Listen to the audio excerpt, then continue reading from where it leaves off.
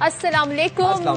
باخبر سویرا میں خوش آمدید. میں صدف عبدالجبار, میرے ساتھ ہیں سائم خان. کیسے ہیں آپ لوگ, کیا حال چال ہیں؟ Good morning. اور آج کی صبح کا آغاز جو ہوا ہے ذرا ایسی خبر سے کرتے ہیں کیونکہ ہم سب کو انتظار تھا جی نیکسٹ ڈے خبر آئے گی, مگر رات گئی خبر آ گئی. اس خبر نے جو ہلچل مچائی ہے اسپورٹس کی دنیا میں, ذرا اس کا ذکر کر لیتے ہیں. پاکستان نے وہ کام کر دیا ہے جس کی ایکسپیکٹیشن تو تھوڑی بہت تھی کیونکہ اس کا ٹیزر پہلے سے آ گیا تھا, لیکن ایسا ہوگا یہ بھارت نے نہیں سوچا تھا.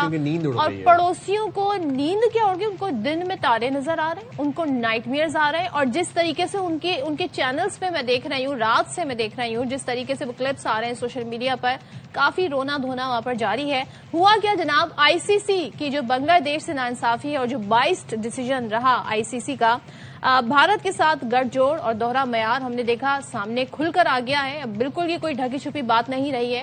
تو پاکستان نے پھر کیا کیا؟ پاکستان نے کہا کہ اگر یہ سب ہوتا رہا تو پھر ایسے تو نہیں چلے گا. پاکستان نے ایک فرم سٹینڈ لیا اور جینٹلمین کھیل کو سیاست ددہ کرنے والے بھارت کا غرور خاک میں ملانے کی ٹھان لی. اب قومی ٹیم T20 ورلڈ کپ کھیلے گی, یعنی کہ جو ورلڈ کپ شروع ہو رہا ہے 7 فیب سے. لیکن کیا ہوگا, جو راؤنڈ میچز کا سب سے بڑا میچ ہونے جا رہا ہے جس کی سب پر نظریں تھیں, اور بڑا کہتے ہیں نا ٹکٹ وکٹ سارے جو ہیں جی سارے بک ہو گئے بھارت کے خلاف, وہ میچ پاکستان نہیں کھیلے گا. پاکستان بھارت آپ کو پتہ ہے روایتی حریف ہے. پوری دنیا کے کرکٹ شائقین کی نظر ہوتی ہے پاکستان کرکٹ کے میچ کے اوپر. براڈ کاسٹرز کا لگا ہوتا ہے بہت زیادہ پیسہ, اور انہوں نے وہ پیسہ پھر ریٹریو بھی کرنا ہوتا ہے, ریونیو جنریٹ بھی کرنا ہوتا ہے. جناب یہ بڑا فیصلہ وزیر اعظم شہباز شریف اور chairman P C B Mohsin Naqvi کی بڑی بیٹھک کے دوران کیا گیا. لاہور میں ہونے والی ملاقات میں پاکستان کی T20 ورلڈ کپ میں شرکت پر تفصیلی مشاورت ہوئی, اور پھر فیصلہ یہ کیا گیا کہ گرین شرٹس بھارت کے خلاف میچ نہیں کھیلیں گے. بھارت سے میچ کا بائیکاٹ کا جو فیصلہ تھا وہ بنگلہ دیش سے اظہار یکجہتی, سولیڈارٹی اور آئی سی سی کے جانبدارانہ رویے پر کیا گیا. اب وہ جو بنگلہ دیش والا ایشو تھا وہ کوئی اتنا, میرا نہیں خیال کہ وہ کوئی اتنا بہت بڑا ایشو ہے جتنا اس کو آئی سی سی نے بنا لیا. ایک پلیئر کو دھمکیاں آ رہی ہیں, اس کی جان کو خطرہ ہے, اس کے سیکیورٹی ایشوز ہیں. اگر ایک ٹیم آپ کے ملک میں نہیں آنا چاہتی تو جس طرح بھارت کو آپ نے دبئی میں نیوٹرل وینیو دیا تھا اس طرح بنگلہ دیش کو بھی دے دیتے. لیکن بھارت نوازی میں آئی سی سی اندھا ہو گیا, اور جب آئی سی سی اندھا ہوا بھارت نوازی میں تو محسن نقوی صاحب کی جانب سے کرارا جواب ملا, اور اب ان کی نیندیں اڑی. یہ جو جواب ہے یہ کیا ہے, ذرا ہم سن لیتے ہیں محسن نقوی صاحب اس ساری سچویشن پر کیا کہہ رہے ہیں. بنگلہ دیش کے ساتھ زیادتی ہوئی ہے, اور میں نے آئی سی سی کی بورڈ کی میٹنگ میں بھی یہی کہا تھا, آپ ڈبل سٹینڈرڈ نہیں کر سکتے ہیں. بنگلہ دیش کو ہر صورت میں ورلڈ کپ کھلانا چاہیے, وہ ایک بڑا اسٹیک ہولڈر ہے. اگر پاکستان اور انڈیا کے ساتھ آپ نے انہیں یہ فیور کیے, بنگلہ دیش کے ساتھ بھی یہی کرے. ایک ملک کسی کو ڈکٹیٹ نہیں کر سکتا. اگر یہ ڈکٹیشن کی کوشش ہوگی تو ڈیفینیٹلی پاکستان کا اپنا موقف ہے. Plan A B C D کافی ہے ہمارے پاس. آئی سی سی سے زیادہ گورنمنٹ آف پاکستان کے تابع ہے. اگر گورنمنٹ آف پاکستان کہتی ہے کہ نہیں کھیلنا تو وہ 22ویں ٹیم لے آئیں, پھر جو بھی آئے گی. جناب یہ محسن نقوی صاحب کہتے ہیں نا شروع دن سے یہ بات کہہ رہے تھے جب سے آئی سی سی کا ایک 22 ڈیسیجن آیا بنگلہ دیش کے خلاف, تو یہ سٹانس ان کا رہا, یعنی کہ ہم نے آپ کو بتایا کہ وہ کہتے کیا رہے ہیں. تو یہ تمام تر صورتحال ہے جو انہوں نے ماضی میں کہی ہے, ماضی قریب کی ہم بات کر رہے ہیں. تو بنگلہ دیش کے ساتھ ہم نے یکجہتی کا اظہار کیا. اس پہ اب بھارت میں کیا ہو رہا ہے؟ بھارت میں تو وہ چیز اس وقت ہم دیکھ رہے ہیں, وہ کہہ رہے ہیں جی پاکستان نے ایسا کیوں کیا ہے, کیا سوچ کے. محسن نقوی صاحب جو ہیں وہ اس طرح کے فیصلے لے رہے ہیں, پاکستان اپنے فیصلے پر نظر ثانی کرے. اچھا بھارت میں تو ایک ڈبیٹ الگ چل گئی ہے, وہ یہ کہہ رہے ہیں دیکھیں اب ان کو لگ پتا جائے گا, اب ان کے خلاف جب لیگل کہتے ہیں نا کوئی کیس بنے گا, لیگل کیس بنے گا تو انہیں پتا چلے گا. لیکن آئی سی سی نے اس حوالے سے کہا ہے جی نظر ثانی کریں آپ اپنے فیصلوں پر. اور اب ذرا آپ آئی سی سی کی بات سنیں. کھیلوں کے اسپرٹ کا خیال آ گیا آئی سی سی کو. جب پاکستان سے ہینڈ شیک نہیں ہوتا, جب وہاں پر پولیٹیسائز بھارتی جو کیپٹن ہیں بیانات دیتے ہیں, تب اس کھیلوں کی اسپرٹ کا خیال آئی سی سی کو نہیں آیا. لیکن پاکستان کے فیصلے کے بعد کھیلوں کی روح متاثر ہو سکتی ہے. یہ وہ آئی سی سی ہے جس نے بھارت کی فرمائش پر, جیسے سائم آپ ابھی بتا رہے تھے, نیوٹرل وینیو دیا. ان کے میچز تمام کے تمام میچز دبئی میں ہوئے, وہاں تو اکوموڈیٹ کر دیا, وہاں پہ کھیلوں کا اسپرٹ متاثر نہیں ہو رہا تھا. لیکن بنگلہ دیش نے جب نیوٹرل وینیو مانگا تو صاف انکار کر دیا, جبکہ انہوں نے سیکیورٹی ریزنز بھی دی, اور نہ صرف ان کو منع کیا بلکہ ورلڈ کپ سے ہی نکال دیا. بھائی ہندوتوا کا پرچار کرنے والے بجرنگ دل کے گنڈے پاگل ہوئے ہوئے تھے. وہ بیانات دے رہے تھے کہ مستفیض الرحمان ایئرپورٹ پر آئے گا, اس کو ایئرپورٹ پر اس کی پٹائی کریں گے, اس کو اٹھا لیں گے, مار دیں گے. جناب پاکستان کے فیصلے پر پریشان آئی سی سی نے کہا یہ ہے کہ پاکستان کرکٹ بورڈ کے باضابطہ جواب کا انتظار ہے, اور پاکستان حکومت کے فیصلے کی عزت کرتے ہیں. امید ہے پاکستان فیصلے کے منفی اثرات پر غور کرے گا. آئی سی سی نے یہ بھی کہا ہے کہ انٹرنیشنل ایونٹ میں کسی بھی ملک کی مشروط شرکت سے اتفاق मुश्किल है। तो भारत ने जब मशरूत शिरकत की थी तब क्या था? पाकिस्तान के फैसले से आईसीसी के ब्रॉडकास्टर्स को माली नुकसान का खतरा भी है, इसलिए बैकफुट पर आकर पीसीबी से कहा है कि फैसले पर नजरसानी करें। अच्छा जी, तो अब जरा हम बता देते हैं, क्रिकेट एक्सपर्ट डॉक्टर नुमान नियाज कहते हैं कि आईसीसी टूर्नामेंट में सबसे अहम मैच पाकिस्तान और भारत का होता है। T20 वर्ल्ड कप में भारतीय ब्रॉडकास्टर के 91 करोड़ 10 लाख डॉलर लगे हुए हैं। आईसीसी को इंटरनेशनल टूर्नामेंट पर भारत के एक चैनल से 10 सेकंड के 20 से 25,000 डॉलर मिलते हैं। पूरे वर्ल्ड कप का रेवेन्यू एक तरफ, पाक भारत मैच का रेवेन्यू एक तरफ होता है। तो डॉक्टर नुमान नियाज ने जरा हमें खुलकर सिचुएशन बता दी है कि क्यों वहां पर इतना रोना मचा हुआ है। जरा सुन लेते हैं। के फ्रेमवर्क में पाकिस्तान एक वाइटल कॉग है और 60 to 63% of the total revenue of one ICC global tournament वो इंडिया पाकिस्तान के मैचेस से जनरेट होता है। आईसीसी भी ये एक्सेप्ट करता है। तो ये जो प्रेसिडेंस है ये बहुत बड़ा प्रेसिडेंस है कि अब पाकिस्तान का भी जो पार्टिसिपेशन थी वो subject to the permission by the government of Pakistan थी। तो इसकी लीगल इम्प्लीकेशन जितनी मर्जी करने की कोशिश करें, पाकिस्तान का भी इकोनॉमिक डैमेजेस बहुत हुए हैं क्योंकि बायलैटरल सीरीज ऑस्ट्रेलिया में भी खेलता है, इंग्लैंड के साथ भी खेलता है home and away, but Pakistan के साथ नहीं खेलता। तो you have a very strong legal case in case ये इस इम्प्लीकेशन में आए। चलें जी, फिर शामिल गुफ्तगू कर लेते हैं। हमारा पैनल आज का बहुत जबरदस्त है। हमारे साथ नुमाइंदा खुसूसी बराए खेल शाहिद हाशमी साहब हैं, मायनाज क्रिकेटर खुरम मंजूर हैं और साबिक मायनाज क्रिकेटर तौसीफ अहमद साहब हैं। बहुत शुक्रिया आप तीनों का अपने बाखबर सवेरा के लिए वक्त निकाला। खुरम, आपसे स्टार्ट करूंगा। ये जो आईसीसी ने बांग्लादेश के तमाम तर मामले के ऊपर जो दोहरा मयार दिखाया, जो बायसनेस दिखाया, उसके बाद जो पाकिस्तान ने स्टैंड लिया, खासतौर पर मोहसिन नकवी साहब ने ये बात दो टोक कह दी, कोई दोहरा मयार नहीं होगा, बांग्लादेश के साथ सॉलिडारिटी की। अब पाकिस्तान गवर्नमेंट ने पाक इंडिया मैच का बायकॉट कर दिया जो कि 15 फरवरी को होने चाहता। क्या इनिशियल एनालिसिस है आपका इस बात पे? आपने एक लफ्ज इस्तेमाल किया आईसीसी का, ये आईसीसी का लगता है आपके जो जयशाह साहब कर रहे हैं, ये तो इंडियन क्रिकेट बोर्ड का लग रहा है पैनल, क्योंकि आईसीसी पूरी दुनिया की क्रिकेट को इक्वली ट्रीट करना चाहिए ना, मगर वहां तो ऐसा हो नहीं रहा। वहां तो जो भी फैसले होते हैं वो ज्यादातर कोशिश ये की जाती है कि इंडिया के हक में जाए या इंडिया को फेवर दे। तो वहां तो आईसीसी का गेम ही नहीं है। हाँ, पहली दफा ऐसा हुआ है, ये क्रेडिट हमारे जो चेयरमैन साहब हैं मोहसिन नकवी साहब को जाता है कि इतना खुला आके और उन्होंने स्टेप लिया है, बोल्डली स्टेप लिया है, तो उनको भी पता चला है पहली दफा कि हाँ हमें भी कोई बैकफुट पे कर सकता है। वो आईसीसी तो है ही नहीं, और आईसीसी इस चीज को अब नोटिस करेगा, हमें ऐसा न्यूट्रल बंदा नेक्स्ट टाइम कोई अपॉइंट करना है जो आईसीसी की साख को नुकसान ना पहुंचाए। क्योंकि आप उठा के देखें, एशिया कप से एक चीज चलती चली आ रही है, आप याद होगा आपको अमेरिका में वर्ल्ड कप हुआ था। हाँ। तो इंडिया के जो स्केजुअल जिन्होंने निकाला था उसमें इंडिया के जो मैचेस का स्केजुअल था उस पर क्वेश्चन मार्क था कि इन्हें इस ग्राउंड पे क्यों मैचेस मिल रहे हैं जिससे इन्हें एडवांटेज होगा।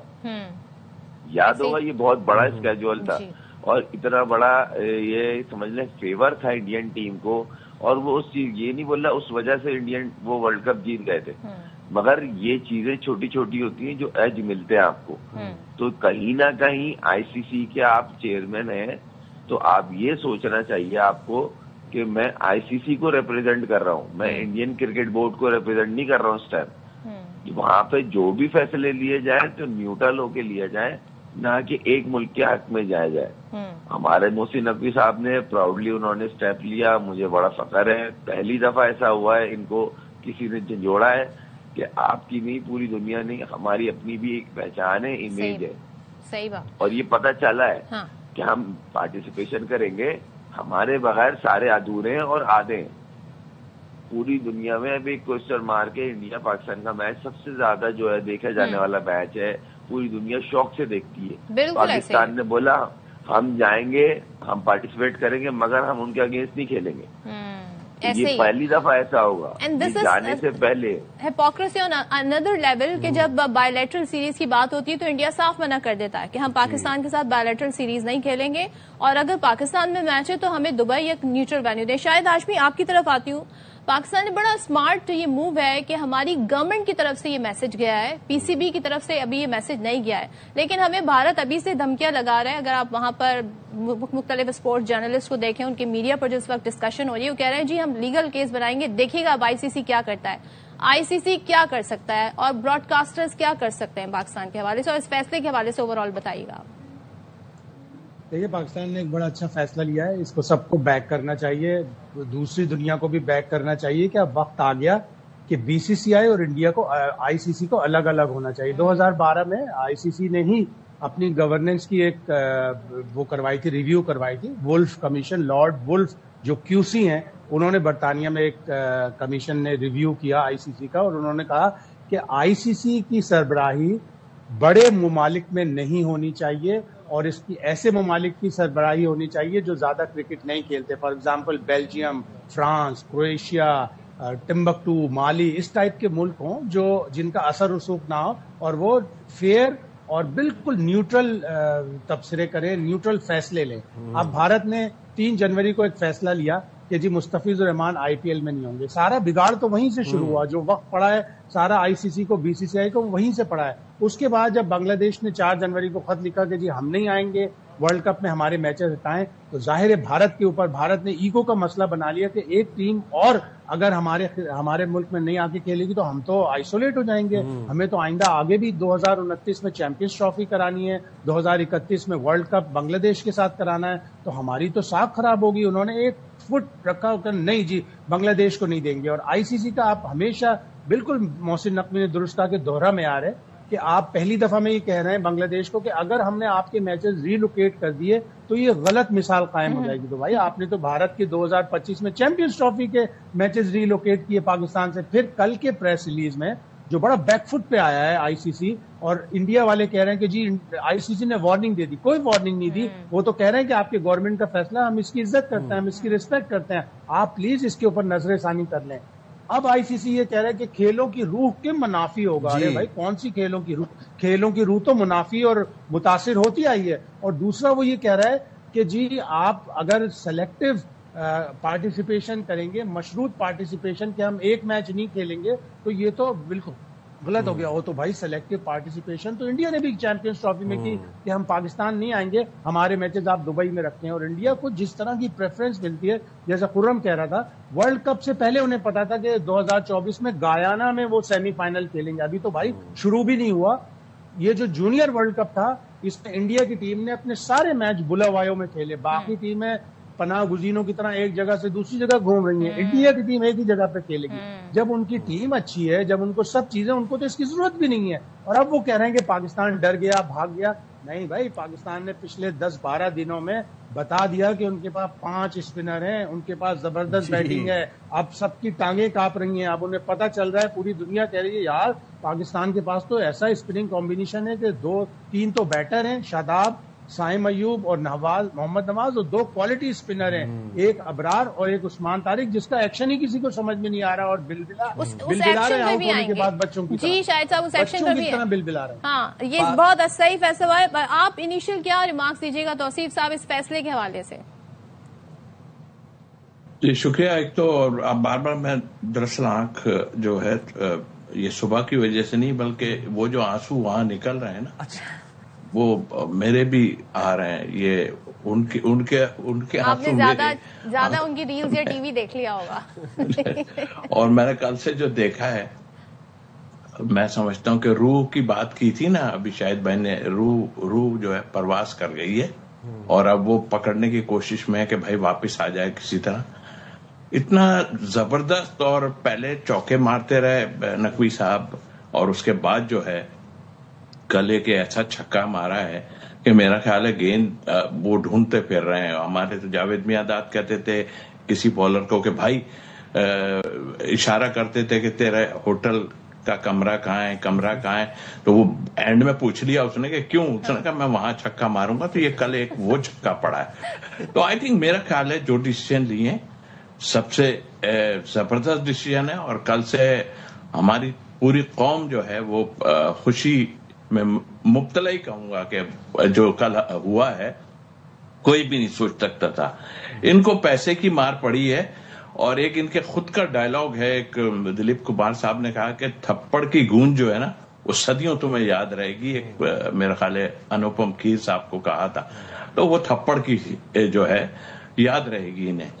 ایسا ڈیسیژن میرا خیال ہے کہ سب چونک گئے ہوں گے. انہوں نے جو زیادتیاں کی ہیں نا, پاکستان نے ہمیشہ ان کو چھوڑا. 2023 میں ہم ورلڈ کپ بھی کھیلنے گئے, سارا کچھ کیا, مگر یہ مکر گئے وہاں پہ.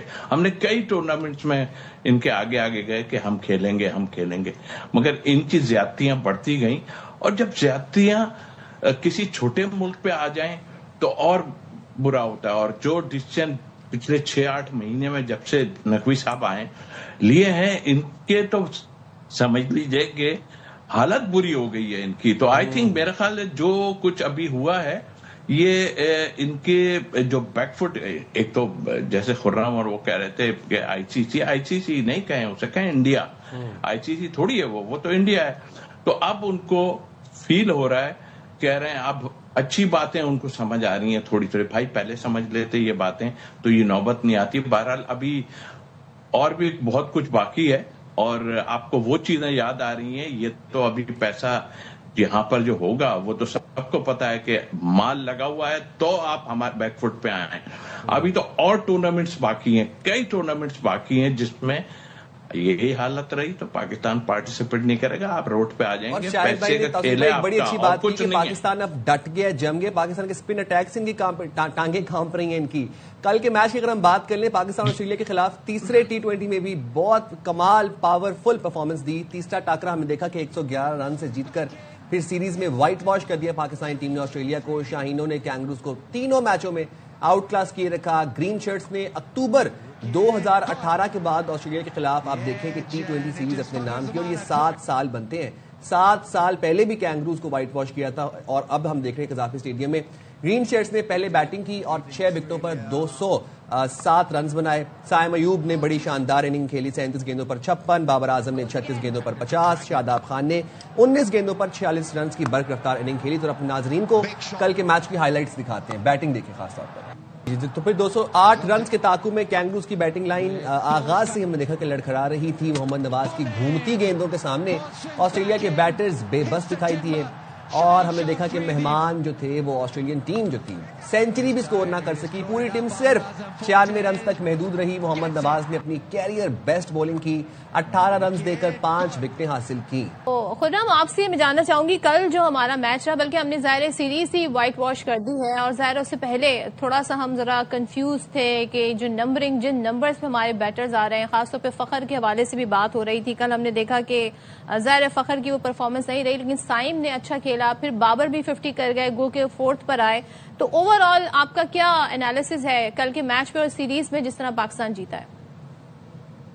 دیکھیں, ریئلسٹک بات یہ ہے, پاکستان کافی عرصے کے بعد ایک بڑی اور ایسی ٹیم جو تھریٹنگ ٹیم رہتی ہے کسی بھی ایونٹ میں نا, وہ ٹیسٹ فارمیٹ ہو, ون ڈے ہو, T20 ہو, یہ ٹیم ایسی ہوتی ہے کبھی بھی ایزی حریف نہیں رہا دنیا کرکٹ کے اندر. تو ایسی ٹیم کے خلاف 3-0 جیتنا قابل تعریف ہے. ہم نے بہت اچھی اور کوالٹی کرکٹ کھیل کے ہرایا ہے, کوئی فلوک نہیں تھا.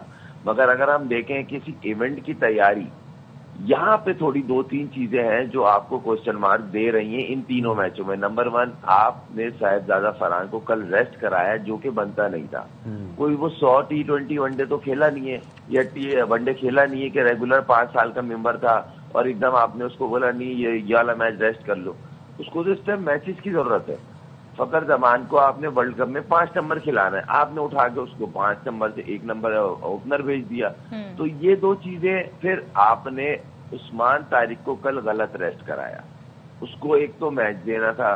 دوسری بات, اگر آپ کے ذہن میں تھا کہ ہم نے عثمان کو آخری میچ نہیں کھلانا ہے تو آپ کو ان کی بات کی وجہ سے کھلانا چاہیے تھا. جو ان پہ ایک ایلیگیشن اٹھا, ایک عجیب سا انہوں نے ریئیکشن شو کیا. میں تو حیران ہوں میچ ریفری پہ کہ روک کے باہر جاتے ہوئے جو اس نے ایکشن شو کیا ہے وہ امپائرنگ ڈیسیجن کو ہٹ کر رہا ہے. میں کرکٹ کھیلتا ہوں, توصیف بھائی سے بھی پوچھیے گا, یہ میچ ریفری نوٹ کرتا ہے کہ روک کے باہر تک آپ نے کیا ایکشن نوٹ کر رہے ہیں. وہ پوری دنیا میں وائرل ہو رہا ہے کہ وہ جرک مار رہا ہے, تھرو کر رہا ہے. بھائی امپائر اندر کھڑے, انہیں لگے گا وہ دے دیں گے. آپ کون ہوتے ہو اس طرح جسٹر شو کرنے والے؟ انہوں نے عثمان طارق کو کل بٹھا کے غلطی کی جو مجھے ایسا لگتا ہے. انہوں نے فخر کو کل کے میچ میں جو اوپنر بھیجا وہ غلط بھیجا, کیونکہ وہ ورلڈ کپ میں اوپنر نہیں کھیلے گا. پہلی سیدھی سی بات, آپ کی پہلی چوائس صاحبزادہ فرحان ہے سائم ایوب کے ساتھ. صحیح, آپ تجربے کر رہے ہیں 10 چیزیں, مگر اس طرح بنتا نہیں ہے کمبینیشن نا. تو یہ 2-3 چیزیں ہیں جو کوشچن مارک ہیں، کیونکہ دیکھیں ہمارا 6 نمبر پہ کون بیٹنگ کرے گا ورلڈ کپ میں، ایک یہ سوال ہے. آئی ہوپ جس طرح کی شاداب کی بالکل، اور ہم یہی سوچ رہے تھے کہ ورلڈ کپ سے پہلے یہ والی سیریز آئے گی پاکستان اور آسٹریلیا کی. شاداب ورلڈ کپ میں جی، مگر یہ والی بات ہے نا کہ اگر آپ روز روز ہر میچ میں بیٹنگ آرڈر چینج کریں گے تو آپ کا کوئی بھی پلیئر کانفیڈنس سے بیٹنگ کرنے نہیں جائے گا. نہیں جائے گا، بالکل ایسی ہے. شاہد بھائی آپ سے بھی یہ جاننا چاہوں گا، صاحبزادہ فرحان اور عثمان کو ریسٹ کرانا، پھر فخر کی پوزیشن، اس کے اوپر آپ کیا تبصرہ کریں گے؟ اینڈ سیکنڈلی ہم یہی بات کر رہے تھے کہ ورلڈ کپ سے پہلے پاکستان آسٹریلیا کی سیریز آئے گی، اس میں ہماری پریپریشن، ہماری اسٹریٹجی، ہمارا جو تمام تر جو پلے ہوگا وہ ہم فائنلائز کر لیں گے اور پھر اسی مائنڈ سیٹ کے ساتھ ورلڈ کپ میں اتریں گے. کیا کہیے گا کل کے میچ کے بارے میں؟ دیکھیے دیر کر دی تھوڑی، وہ جو فلیکسیبلٹی جو فریکوینٹ چینجز کر رہا ہے یہ 3-4 مہینے پہلے ہو جاتی تو اب تک ٹیم سیٹل ہو جاتی. اب یہ گورا کوچ ہے، گورا کوچ جب بھی آتا ہے وہ اپنی مرضی سے چینجز کرتا ہے، وہ فلیکسیبلٹی رکھنا چاہتا ہے بیٹنگ آرڈر میں.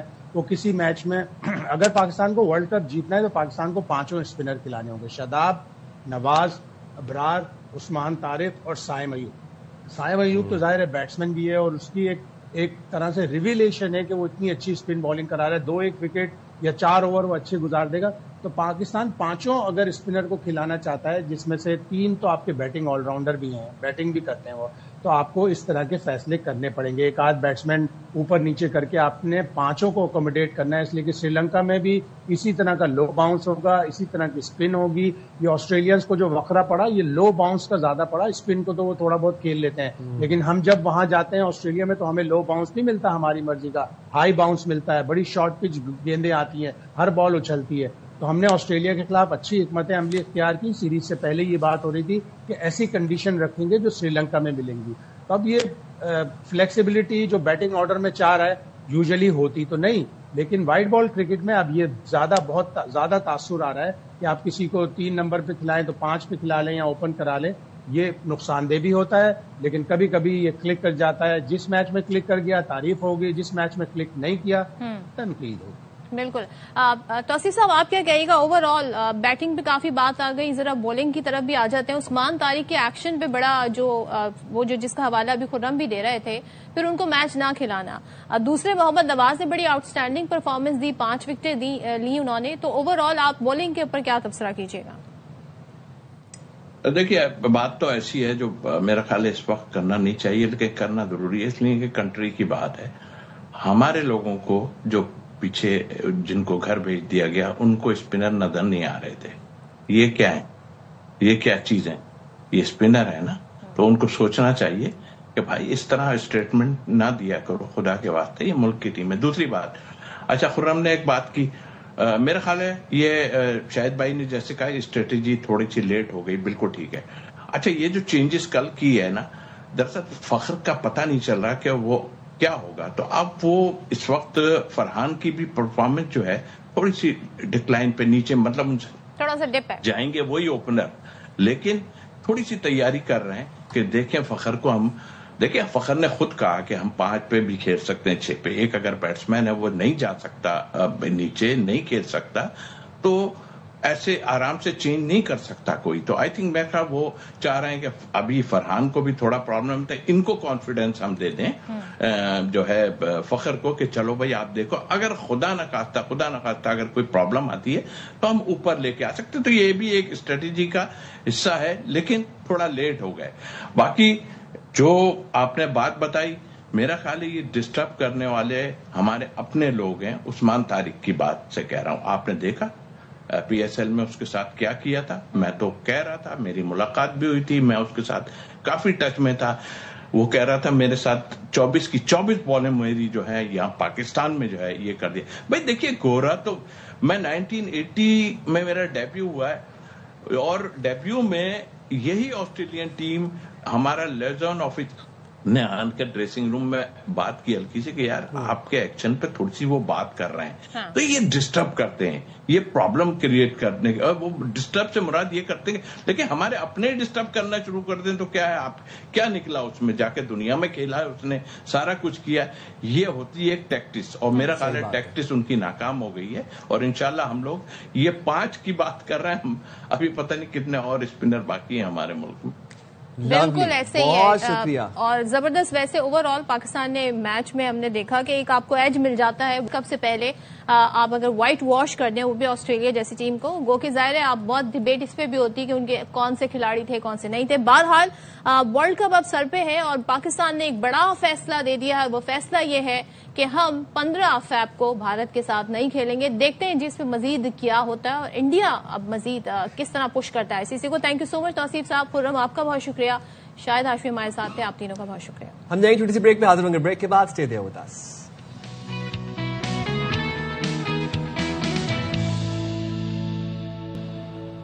ویلکم بیک جناب. اور ذرا ڈسکس کر لیتے ہیں بلوچستان کے حوالے سے. ایک بلوچستان میں کیا معاملات چل رہے ہیں. اور دیکھیے ریاست ماں ہوتی ہے اور مسلسل جب ریاست کو للکارا جائے, جب ریاست کو چیلنج کیا جائے, تو جب ریاست کا جواب آتا ہے تو پھر یہی ہوتا ہے کہ پہاڑوں سے نکل کر فتنہ ہندوستان شہروں میں آتے ہیں. ان کو پھر شہروں میں آ کے کیڑے مکوڑوں کی طرح مارا جاتا ہے, ان کو نیست و نابود کیا جاتا ہے. اور ریاست میں نے کہا جیسے ماں ہوتی ہے, جو چند روپوں چند ڈالرز کے عوض جو ماں کا سودا کرتے ہیں ان کو کہتے ہیں فتنہ ہندوستان اور فتنہ الخوارج. جناب بلوچستان میں 1 ماہ کے لیے دفعہ 144 نافذ کر دی گئی ہے. ڈبل سواری, اسلحے کی نمائش, چہرہ ڈھانپنے اور 5 یا زیادہ افراد کے اجتماع پر بھی پابندی عائد کر دی گئی ہے. یہ تمام ترجیح فیصلے ہو گئے ہیں اور اعلامیہ اس حوالے سے جاری ہوا ہے. اس کا اطلاق فوری ہوگا. وزیر اعلیٰ بلوچستان کہتے ہیں کہ شیر زیب اور اس کے ساتھی بھارت کی کٹ پتلیاں ہیں اور دہشت گردوں کو ان کے بلوں سے نکال کر ماریں گے. 1000 سال تک بھی جنگ لڑیں گے. BLA کوئی رجسٹرڈ جماعت ہے جس سے مذاکرات کریں, تو کیا کہہ رہے تھے سرفراز بگٹی, ذرا سن لیتے ہیں. We will not let them go. ہم دہشت گردوں کو ان کے بلوں تک انٹیلیجنس بیسڈ آپریشنز کریں, ہم ان کو نکالیں گے and we will sort it out. ان کا خیال تھا کہ وہ ہمارے جو امپورٹنٹ ایسٹس ہیں وہ ان ایسٹس پہ قبضہ کر لیں گے. ماں سوائے نوشکی کے جہاں پر ہمیں تھوڑا سا ٹائم لگا ہے اس کو ڈس انگیج کر رہے ہیں. اور آج الحمدللہ نوشکی از کمپلیٹلی کلیئر نا. افغان کی انٹرم گورنمنٹ سے میں کہتا ہوں بلوچستان کے لوگ آپ سے سوال کر رہے ہیں. You promised with the world your land will be not used by any terrorist force against any state, but unfortunately آج افغانستان کی ریاست پاکستان کے خلاف استعمال ہو.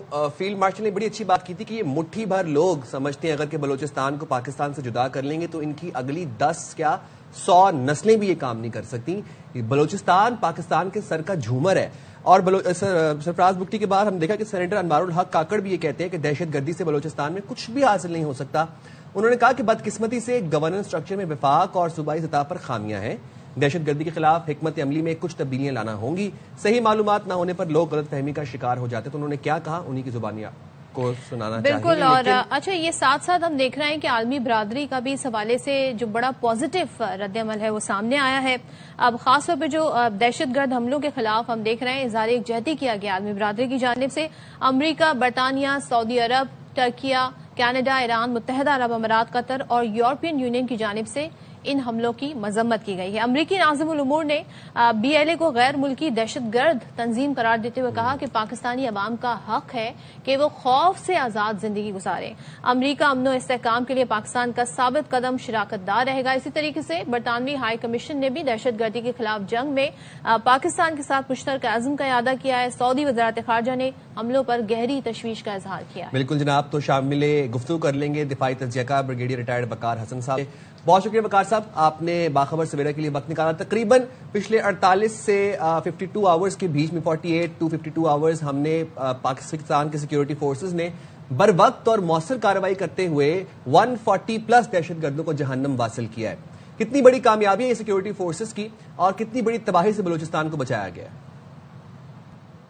بسم اللہ الرحمن الرحیم. Thank you very much Simon Sadaf. Basically I think یہ BLA کی ایک تو بہت بڑی غلطی ہے فتنہ ہندوستان کی کہ اتنی بڑی تعداد میں they try to hijack Balochistan. اور اچھا ہوا بھی دیکھیں, ایک تو ان کی جو فرنٹ لائن تھی اس کی بیک بون توڑی گئی ہے, اور دوسرا لاٹ آف انفارمیشن جو کیپچرڈ لوگ ہیں, میرے خیال جو 8 سے 12 کی تعداد ہے, بے شمار انفارمیشن آ رہی ہے اور انشاءاللہ یہ ہنٹنگ چلتی رہے گی فتنہ ہندوستان کے اگینسٹ.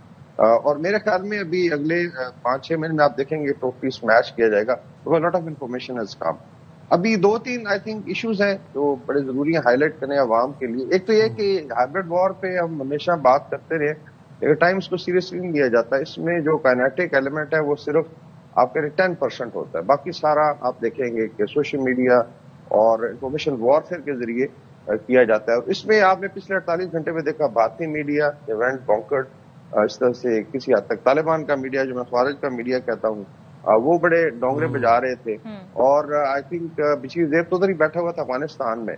ابھی آ جاتے ہیں تھوڑا ایشو کیا بنایا گیا ہے. ایشو بلوچستان میں آپ کو یاد ہوگا BYC نے بھی مسنگ پرسن کا بنایا. میں صرف فگرز کوٹ کرنا چاہتا ہوں تاکہ لوگوں کو پتا چلے. Let's say they are less دین 2000 اگر مان لیا جائے کہ ان کے جو فگرز ہیں کہ 2000 بندہ ہے. اور آپ کو پتا ہے اگر بشیر زیب بھی مسنگ پرسن میں اور افغانستان میں بیٹھا ہوا تو کدھر ہیں یہ لوگ. بھارت میں 8,75,000 ہے جی آج تعداد missing person and this is Indian data. اور اس میں 2/3 جو ہے وہ خواتین ہیں. There are states in India جہاں پہ لوگ غائب ہو جاتے ہیں بچے اور پتہ نہیں چلتا. ابھی کیا اسٹیٹ کی ذمہ داری نہیں ہے. Why there is no human rights crime in India. 8,75,000 huge figure. اچھا امریکہ کا لے لیں 400,000 پر ایئر یہ ہوتا ہے ریگولر. اور ہر سال وہ رپورٹ دیتے ہیں جی کہ 1 لاکھ بندہ تو ہم سے ٹریس نہیں ہو رہا. سو یہ دس از جہاں پہ آپ کہتے ہیں سو کالڈ ڈیموکریسی میں. بات وہی ہے کہ ہاؤ ڈو یو پروجیکٹ. اور میری گزارش ہوگی میڈیا سے بھی کہ اس پہ آپ ضرور ریسرچ کر کے ہائی لائٹ کریں اور کنٹراسٹ کریں. یہاں تو ہر چیز اکاؤنٹیبل ہے. افغان بارڈر بڑا پورس رہا. دیکھیں وہاں لوگ بھی رہے ہیں آنا جانا بھی تھا بڑا مشکل تھا ٹریس کرنا. لیٹ سپوز اگر 2000 بھی ہے تو از اٹ کہ جی آپ خدا نہ خاصا بلوچستان کو ہائی جیک کر لیں گے. یہ سارا آئی وڈ سے ایک گھونڈا نیریٹو ہے اور انشاءاللہ ڈیفیٹ ہوگا. باقی رہا جو آزادی کی تحریکوں کا بڑا لوگوں کو لیٹ سے اس کے بارے میں خیال ہے تو دین دیکھیں بھارت تو پھر اوپن ہے نا جی. پھر خالصتان کی تحریک تو بڑے زوروں پہ ہے. آکوپائڈ کشمیر ہے. South India wants to separate. North east ہے.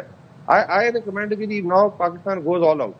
جو روٹ کاز آف ٹیررزم ہے دلی اور کابل گو آل آؤٹ. جتنے بھی ہمارے پاس ٹولز ہیں کائنیٹک اینڈ نان کائنیٹک. تو میرے خیال میں اچھا ہوا یہ چوہے بلوں سے باہر آئے اور ان کو کرش کیا گیا. اور انشاءاللہ تعالیٰ 2026 از ڈیسائسو ان کو سارٹ آؤٹ کیا جائے گا. آپ نے صحیح کہا کہ 2026 بڑا ڈیسائسو ہوگا. کائنیٹک ٹول بھی ہیں اور نان کائنیٹک ٹول بھی ہیں. اب ظاہر وقت آ گیا ہے کہ واقعتاً ان دہشت گردوں کا قلع کما کیا جائے. وقار صاحب ایک چیز بتائیے گا, اوور آل جو ہم دیکھ رہے ہیں مئی 2025 کے بعد جو پاکستان کے لیے ایک عالمی منظرنامہ بدلا ہے, اس ایشو پر بھی ہم نے دیکھا جس طریقے سے مختلف ممالک نے ان حملوں کی مذمت کی ہے, پاکستان کے ساتھ دینے کی بات کی کہ اس جنگ میں اس دہشت گردی میں کی جو پاکستان جنگ لڑ رہا ہے اس کے ہم ساتھ کھڑے ہیں پاکستان کے ساتھ. کتنا اہم ہے اس اپرچونٹی سے فائدہ اٹھانا, اور بھارت کا تو رول کسی سے ڈھکا چھپا نہیں ہے. افغانستان سے کیا ہو رہا ہے یہ بھی ڈھکا چھپا نہیں ہے. تو جو یہ ہمیں سپورٹ مل رہی ہے انٹرنیشنل, اس کو ہم مزید کیسے یوٹیلائز کر سکتے ہیں؟ ایک تو میں آلموسٹ جو ہے لاسٹ ایئر بڑا سین چینج ہوا یہاں ترکیہ میں بھی پاکستان کو fortress of Islam Muslim NATO کی بات ترکی میں شروع ہوئی. اچھا ایک اور ہے کہ ترکیہ میں ایک انڈرسٹینڈنگ ہے. لائک ابھی آپ دیکھیں کچھ خواتین کو یوز کیا گیا لائک خاتون کو دہشت گرد حملوں میں. یہ ماڈل ہے PKK کا یہاں پہ Kurdish terrorist organisation not within Turkey کے باہر سے کرتی ہیں پہ, اور ان کو بڑا کلیئر ہے کہ کس طریقے سے اس کو مینیپولیٹ کیا جاتا ہے. تو میرے خیال میں یہ جو انٹرنیشنل سپورٹ کی آپ بات کر رہے ہیں this is huge success of Pakistan diplomacy اور لوگوں کو انڈرسٹینڈنگ ہے. کل دیکھیں انویسٹمنٹ چائنا کی بھی آ رہی, CPEC 2 لانچ ہونا ہے. US از انٹرسٹڈ کہ منرلز اور مائننگ بلوچستان میں ہی ہونی. بلوچستان کا فیوچر پاکستان کا فیوچر ہے. ابھی امیجن کریں کہ گولڈ پرائسز کو دیکھیں اور اگر ریکارڈ ایک پروڈکشن شروع کرتا ہے 2 سال بعد تو انشاءاللہ بلوچستان کا یوتھ کہاں پہ ہوگا. تو میرے خیال میں تھوڑا فوکس میڈیا کو بھی چاہیے. جنرلی بلوچستان کے بارے میں جو مین ڈسکورس ہے میڈیا میں اس کو بڑھانا پڑے گا. ایشوز کیا ہیں وہاں پہ, اس کے علاوہ جو ڈیولپمنٹ پروجیکٹس ہیں, یوتھ انگیجمنٹ ہے, کافی سارا یوتھ یہاں پہ آ کے پڑھتا ہے. اینڈ آئی فیل کہ انشاءاللہ تعالیٰ بلوچستان کا جو مستقبل ہے پاکستان کا مستقبل ہے یوتھ از ویری کلیئر. اور اس میں جس طرح کاکڑ صاحب نے کوئی ریکمینڈیشن دی ہیں, فراز بخٹی صاحب نے فرنٹ سے لیڈ کیا which is I think huge thing. Actually Afridi صاحب کو ان سے سیکھنا چاہیے کس طریقے سے وار لڑی جاتی ہے, اور انشاءاللہ ان کو ڈیفیٹ کیا جائے گا. بہت ساری انفارمیشن ہے جس پہ بیس کر کے BLA کی کمر توڑی. لیکن آئی اسٹل فیل کہ روٹ کازز ہیں. دیکھیں جی ایک دلی میں ہے, دوبل سرکس ہے, اور ایک کابل میں اس وقت فتنہ اور خوارج بیٹھے ہوئے ہیں. They have to be sorted out by all means. تو تب جا کے صاحب اب ہم نے یہ دیکھا ہے کہ بہت پریسائز IBOs کیے گئے, پہاڑوں میں ان کو چن چن کے مارا گیا, ڈیجیٹل آلات جدید ترین آلات کی مدد سے اس دہشت گردوں کو فتنہ ہندوستان کے. اس کے بعد یہ پہاڑوں سے نیچے اترے, یہ شہروں میں آئے, شہروں میں ان کو چن چن کے مارا گیا. بلوچستان کے عوام نے, بلوچستان کی یوتھ نے ان کو مسترد کیا. یہ آ کے لوگوں کے گھروں کے دروازے کھٹکھٹاتے رہے, کسی نے اپنا دروازہ نہیں کھولا, ان کو ٹوٹلی مسترد کیا. اور ماضی گواہ اس چیز کا کہ جب یہ ان کو چن چن کے مارا جاتا ہے تو پھر یہ فتنہ ہندوستان ان کے ساتھی جو ہیں ان کی لاشیں گدوں پہ ڈال کے لے کے واپس جاتے ہیں. یہ جو پریسائز IBOs کیے گئے ہیں اور جس طریقے سے BYC BLA کے جو بھونڈا پروپیگنڈا ہے اس کو بلوچستان کے عوام نے مسترد کی ہے. یہ کتنی آؤٹ اسٹینڈنگ بات ہے. آئی تھنک ہیوج سکسیس. اور اس میں آپ دیکھیں جو ٹیکنالوجی ابھی بلوچستان کا پہلے ایشو تھا جو اسپیشلی ملٹری آپریشن سے ریلیٹڈ کہ it's a huge area 45% of Pakistan ہے, پہاڑی علاقہ بھی ہے, دشوار گزار ہے, کمیونیکیشن نیٹ ورک بھی کمزور تھا. ابھی کافی چیزیں بہتر. پھر ٹیکنالوجی سے آئی تھنک بڑا فرق پڑا. اس آپ نے مینشن کیا ابھی ڈرون وارفیئر ہے, بھارت کو بھی پتہ چل گیا کیا کیپبلٹی ہے, تو یہ تو کچھ بھی نہیں ہے. تو انشاءاللہ تعالیٰ یہ جو ہے چیزیں آگے بڑھیں گی. کیپیسٹی بلڈنگ پولیس کی بھی ہو رہی ہے, police is forth from the front. جو پھر category A B C areas کا ایشو تھا, تو ابھی category A area Pakistan I think by and large جو نئے رولز آئے ہیں تو اس میں police can now operate outside municipal limit. یہ کافی ساری لمٹ ہے. ایک صرف میرا میسج ہے جو M N A M Ps ہیں, and let's do it with a pinch of salt, جو بلوچستان کے ہیں اس میں جو ڈفرنٹ پارٹیز آپ کو کولیشن گورنمنٹ ہے, پیپلز پارٹی کی بھی ہے, مسلم لیگ کی ہے, کہ دے آلسو کنٹرول اپنے اپنے ایریاز میں ایک انفلوئنس ہے. They should now come forward. Sattar بھی ہیں ہمارے آئی وڈ سے معزز لیڈرز ہیں, اور اپنے اپنے علاقے میں they have to go and engage youth. اور اس میں ڈیلنگ نہیں ہونی چاہیے. کچھ میں نے دیکھا ہے لوگ خواہ کنفیوژن پیدا کر رہے ہیں, جیسا مینگل صاحب روزانہ جن کو انہوں نے آئی تھنک ٹویٹر سردار کہا یا اپنا سوشل میڈیا سردار بولا مفتی صاحب نے. تو اس کو چھوڑیں, پاکستان کا سوچیں, اور پاکستان کا فیوچر برائٹ ہے. بیسیکلی پولیٹیکل ملٹری لیڈرشپ یکجا ہے, عوام یکجا ہے. اگر 2-2.5 ہزار بندے سمجھتے ہیں جن میں سے 150 سارٹ آؤٹ کر دیا گیا کہ ہندوستان کو ہائی جیک کریں گے, تو آئی تھنک مقصد آدم منیر نے ان کو ریمائنڈ کرا دیا تھا کہ ایسا نہیں, اور انشاءاللہ ہوگا بھی نہیں.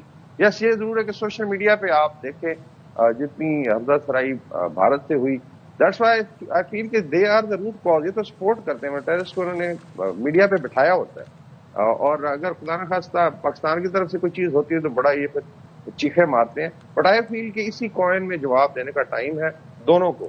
اور ابھی میرے خیال میں کوئی یہ جو ہے ڈپلومیسی اینڈ آل دیٹ, یہ دشمن ممالک ہیں, بیسیکلی بھارت دشمن ملک ہے, اور پھر افغانستان کے رجیم جو ہے ناٹ افغان, یہ ایک اینیمیٹی پہ اتر آئے ہیں. They have to be sorted out. اور وقار صاحب یہ نہیں بھولنا چاہیے, ظاہر ہے یہ بات تو آپ اور ہم جانتے ہی ہیں, لیکن یہ بات ہمیں دنیا کو باور کرانی ہوگی کہ آخر یہ جو بڑا پڑوسی ملک ہے, حملہ یہاں پر ہوا ہے, ہم ان سے ڈیل ہم کر رہے ہیں, وال ٹو وال کمنٹری ان کے چینلز پر ہو رہی ہے, ٹرانسمیشنز بڑی بڑی سج گئی ہیں, بڑے بڑے تجزیہ کار ان کے بیٹھ کر اس پوری سچویشنز کو ایسے مانیٹر کر رہے ہیں جیسے ان کے ملک میں کوئی یہ واقعہ ہو رہا ہے. سو ان کا انٹرسٹ بڑا واضح ہے گورنمنٹ لیول سے لے کے میڈیا کے لیول تک, لیکن پھر بھی ہمیں یہ بتانا ہوگا, دنیا کو باور کرانا ہوگا کہ انڈیا کا رول کس حد تک اس ساری سچویشن میں ہے. جی بالکل, اس میں آئی تھنک میڈیا کا ARY وائی نے بڑا فرنٹ پہ جا کے اس چیز کو ہائی لائٹ کیا ہمیشہ. But I think it should be a consistent thing. کسی حد تک ہے کہ میڈیا میں لوگ تھک جاتے ہیں for an issue, I don't know, تو یہ کریٹیکل ایشوز ہیں. اور بھارتی میڈیا کا میرا اپنا ایکسپیرینس ہے, دیر 8 سے 9 چینل تو ڈیڈیکیٹڈ ہے کہ پاکستان پہ بات کرنی ہے, نیگیٹو کرنی ہے, اور ایسی عجیب و غریب یہ حرکتیں کریں گے. مطلب دے ول انوالو دیئر ملٹری کے جنرل بیٹھے ہوتے ہیں ریٹائرڈ سرونگ, اور عجیب و غریب قسم کا یہ پروپیگنڈا چلتا ہے. لیکن probably that is their playbook. یہ this should be writing on the wall کہ انہوں نے کرنا ہی کرنا ہے, تو اس وہاں سے تو ٹھنڈی ہوا کی امید نہیں ہے. دیٹس وائی اگر 10 ٹائم بڑا ہے میڈیا تو ایٹ لیسٹ 1/10 ایفرٹ ہونی چاہیے. Life lot can be done, یہاں پہ ڈیلی بات چیت ہو. اور بھارت کی فالٹ لائنز بہت ہیں, we are doing a book on that. مطلب آپ کوئی بھی 10 کلومیٹر بعد اٹھا لیں بھارت کے area, you will find insurgent. تو بڑا اسکوپ ہے. دیٹس وائی آئی فیل کہ اسی کوئن میں جواب دینے کا ٹائم ہے. انشاءاللہ بلوچستان ول پروگریس, اور بلوچستان کے عوام بھی پروگریس کریں گے. لیکن دو آئی تھنک برائی کی جڑیں ہیں اس وقت دلی اور کابل میں, they have to be sorted out in the same language, in the same coin. ٹھیک ہے, بہت شکریہ بریگیڈیئر صاحب, آپ نے باخبر سویرا کے لیے وقت نکالا. اور بلوچستان پاکستان سے ہے, پاکستان بلوچستان سے ہے, اور یہ چیز بہت کلیئر ہے. فیلڈ مارشل نے یہ چیز بہت کلیئرلی ہم سب کو بتائی ہے کہ یہ فتنہ الخوارج ہیں, یہ دین کے دائرے سے خارج ہیں. ان کی نہ کوئی ذات, نسل, پات, کسی کمیونٹی کا یہ حصہ نہیں ہے. یہ جہاں ملے ان کو مارنا ہے, ان سے مذاکرات نہیں ہوں. اور دیکھیں بھارت جو ہے نا, وہ اپنا کس طرح اپنی ہزیمت جو بھارت کو اٹھانی پڑی, بھارت نے جتنی دنیا میں جگہ ہسائی ہوئی, کہیں نہ کہیں سے تو بھارت نے اپنے بدلے لینے ہیں. تو اس لیے ہم ان کا انٹرسٹ بھی بڑا دیکھتے ہیں, ان کے میڈیا کا بھی انٹرسٹ دیکھتے ہیں. اور پاکستان کے اندر جو کچھ دہشت گردی ہو رہی ہے اس میں جو بھارت کا رول ہے, اور پھر جس طرح افغانستان یوز ہو رہا ہے, یہ اب کوئی راز نہیں رہا ہے, کوئی سیکرٹ نہیں رہا ہے. چلیں جی ذرا ہم آگے بڑھتے ہیں. اور بھارت کے اندر کہتے ہیں نا, ان کا جو ایک جنگی جنون ہے وہ ختم ہونے کا نام ہی نہیں لے رہا ہے. اور پاکستان کے ساتھ جو آپریشن سندور میں شکست کے بعد اب بھارت نے اپنا دفاعی بجٹ جو ہے وہ بڑھا دیا ہے. سو مالی 2026 کے لیے دفاعی بجٹ 7,850 ارب بھارتی روپے یہ مقرر کیا گیا. اب اس سے اندازہ لگا لیں جو پچھلے سال کے 6,810 ارب روپے سے تقریباً 15% زیادہ ہے. یار جب آپ ان کو 7-1 والی شکست دیں گے تو پھر یہی تو کریں گے وہ, ان کے پاس اور آپشن کیا ہے؟ But what matters is the man behind the gun. Skill matter کرتے ہیں. آپ کے پائلٹس کے پاس اگر اسکل ہوتا تو وہ شاید جہاز بھی اڑا لیتے. بھارتی وزیر خزانہ نرملا سیتارمن یہ کہتی ہیں کہ جدید ہتھیاروں کی خریداری اور دفاعی صنعت کی مضبوطی پر زور دیا جا رہا ہے, جبکہ فوج کی جدت کاری کے لیے 2,190 ارب روپے اور فوجی اخراجات, ایندھن, گولہ بارود اور پینشن کے لیے بھی بجٹ میں خاطر خواہ اضافہ کیا گیا ہے. دفاعی ماہرین کے مطابق یہ اضافہ غیر متوقع نہیں تھا کیونکہ پچھلے سال پاکستان کے ساتھ ہم نے تقریباً 20% اضافے کی درخواست کی تھی.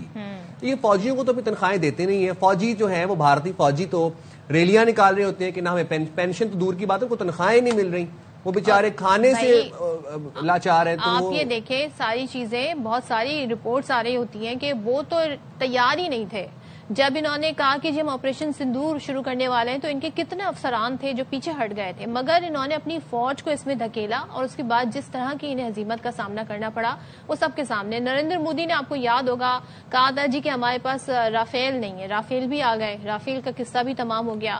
اب مزید یہ جنگی جنون آگے چڑھا رہے ہیں تو ہمیں اس پہ بڑی نظر رکھنی ہوگی کہ بھارت جو ہے اب کس قسم کی مس ایڈونچر کا ارادہ رکھتا ہے. جنگ کو ہوا دینا تو بھارتی گودی میڈیا کا کام ہے, فاشزم پھیلانا مودی سرکار کا کام ہے, اور میڈیا جو ہے وہ پروپیگنڈا ٹول ہے. لیکن رافیلز ہونے کے باوجود بھی پاکستان کے J-10C J-17 تھنڈر سے انہوں نے مار کھائی, ہزیمت اٹھائی پوری دنیا کے سامنے. بھارت وہ جو کہ خطے کا دہشت گرد بننا چاہتا آج آئسولیٹڈ ہے.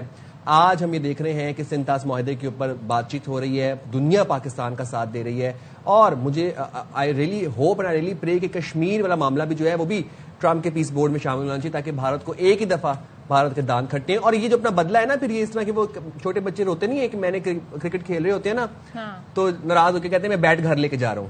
یہ لوگ بھی ایسے تماشے کر رہے ہیں کہ پاکستان کے ساتھ پاکستان ICC والا جو تمام بھائی ارنب گوسوامی کو کل میں سن رہی تھی, وہ تو یہ کہتے نظر آ رہے ہیں کہ ہم نے یہ کام کیوں نہیں کیا. یعنی سوچیں ان کو یہ لگ رہا ہے کہ ہم پہلے کہہ دیتے کہ جی ہم پاکستان سے کرکٹ نہیں کھیلیں گے. مطلب کوئی آپ کا کوئی پرنسپل اسٹانس ہو تو آپ کسی بات پہ یہ بات کہیں نا, آپ کے پاس تو کوئی پرنسپل اسٹانس ہے ہی نہیں. عجیب. ارنب تو خیر Arnab has lost the plot. چلیں جی کچھ اپڈیٹس ہیں وہ شیئر کر لیتے ہیں. DGISPR یونیورسٹی آف تربت پہنچے تو پھر وہاں پر اساتذہ, فیکلٹی ممبرز اور طلبہ نے ان کا پرتپاق خیر مقدم کیا ہے. DGISPR کی یونیورسٹی آف تربت کے طلبہ اور اساتذہ کے ساتھ خصوصی نشست ہے اور جس میں قومی سلامتی اور اہم امور پر مفصل گفتگو کی گئی ہے. بالکل جناب, آپ کو ذرا سنواتی ہیں DGISPR نے اور طلبہ نے کیا کہا.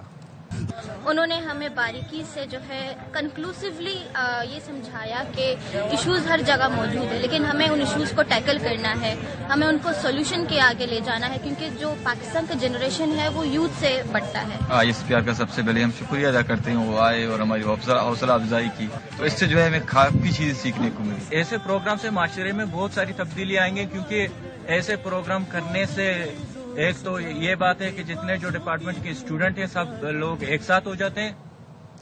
چلیں جی, تو یہ آپ نے دیکھا تاثرات اسٹوڈنٹس کی وہاں پر, اساتذہ کے فیکلٹی ممبرانز کی. ذرا ہم دبئی کی بات کرتے ہیں.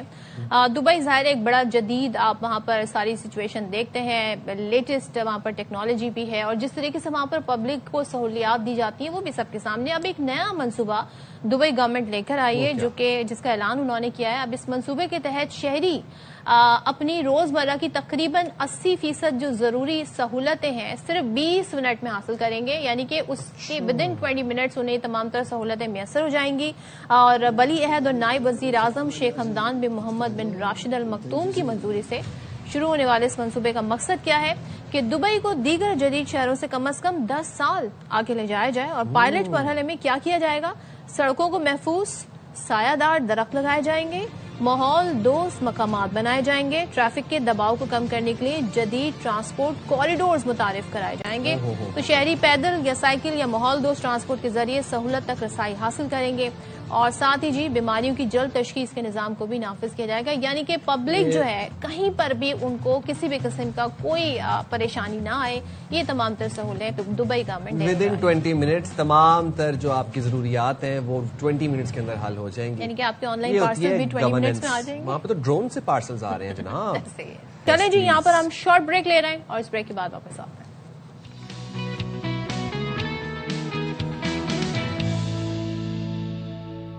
السلام علیکم. باخبر سویرا میں ایک دفعہ پھر سے خوش آمدید. Welcome to every body. Good morning جناب. ذرا سیاسی منظرنامے پہ آتے ساتھ نظر ڈال لیتے ہیں کیونکہ وہ بہت امپورٹنٹ ہے.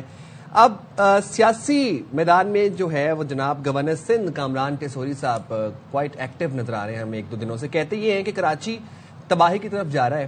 اللہ کرے وزیر اعظم اور فیلڈ مارشل عاصم منیر اس شہر کا کوئی فیصلہ کرا دیں. انہوں نے کہا کہ گل پلازا متاثرین کی تقریب سے خطاب وہ کر رہے تھے. کہا کہ آئے روز تاریخ دی جاتی ہے کہ گورنر جا رہا ہے ایسی کی تیسی, میں ڈر ڈر کر نڈر ہو گیا ہوں. کہا کراچی سے جو ٹیکس لیا جاتا ہے اس کا 5% بھی یہاں نہیں لگتا. تو یہ تو جناب اب سن لیں کیا کہہ رہے ہیں گورنر, یعنی کہ اچھا اس حوالے سے بھی بات کریں گے. ساتھ ہی جی chairman M Q M Pakistan Khalid Maqbool Siddiqui وہ بھی کہتے ہیں کراچی جن کا شہر نہیں وہ یہاں سیاست کرنے کی کوشش کر رہے ہیں. اب پھر انہوں نے گل پلازا کا حوالہ دیا کہ مسئلہ فائر ٹینڈر کے پانی کا نہیں حکمرانوں کی آنکھوں کے پانی کا ہے. کراچی کے فائر ٹینڈرز دادو سکھر اور لاڑکانہ میں کھڑے ہیں. ذرا سن لیتے ہیں گورنر صاحب, کامران ٹیسوری صاحب اور خالد مقبول صدیقی کیا کہہ رہے ہیں.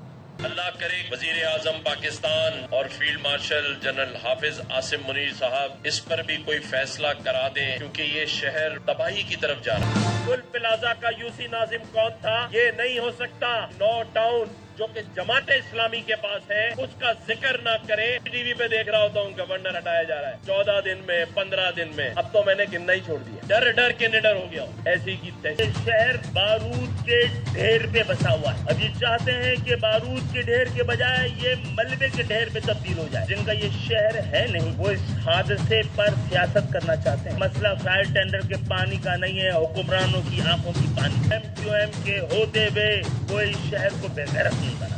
اس شہر میں اب ٹیکس دینے نکلے والوں کو بھی جلایا اور گورنر صاحب اور ایم کیو ایم کی منتخب قیادت مل کر پلاٹ دے. اچھا, دکھ اور تکلیف اور افسوس اس بات کا ہے کہ ہم سب گل پلازا کو بھول چکے ہیں. آلموسٹ 80% تو ہم بھول چکے ہیں. باتیں کیا ڈسکس ہو رہی ہیں کہ وہ کیوں نہیں آیا, وہ کب پہنچا, 18ویں ترمیم سائن کس کے تھے, لیز کس نے دی, یہ سب باتیں ہم کر رہے ہیں. افسوس سے کہنا پڑ رہا ہے کہ ہم گل پلازا کو بھولتے جا رہے ہیں. اسی طرح سے امیر جماعت اسلامی حافظ نعیم الرحمان بھی یہ کہتے ہیں کہ دکھ ہے وزیر اعظم اب تک کراچی والوں سے افسوس کرنے نہیں پہنچے. کراچی پر وفاقی اور صوبائی قبضہ قبول نہیں. 14 فروری کو سندھ اسمبلی پر تاریخی دھرنا دیں گے. تحریک صرف کراچی نہیں سندھ سمیت پورے ملک میں چلے گی. سن لیں. کی ماؤں بہنوں کا یہ حق نہیں تھا کہ وہ آگ میں جل رہے تھے اور آج تک شہباز شریف کراچی نہیں پہنچے.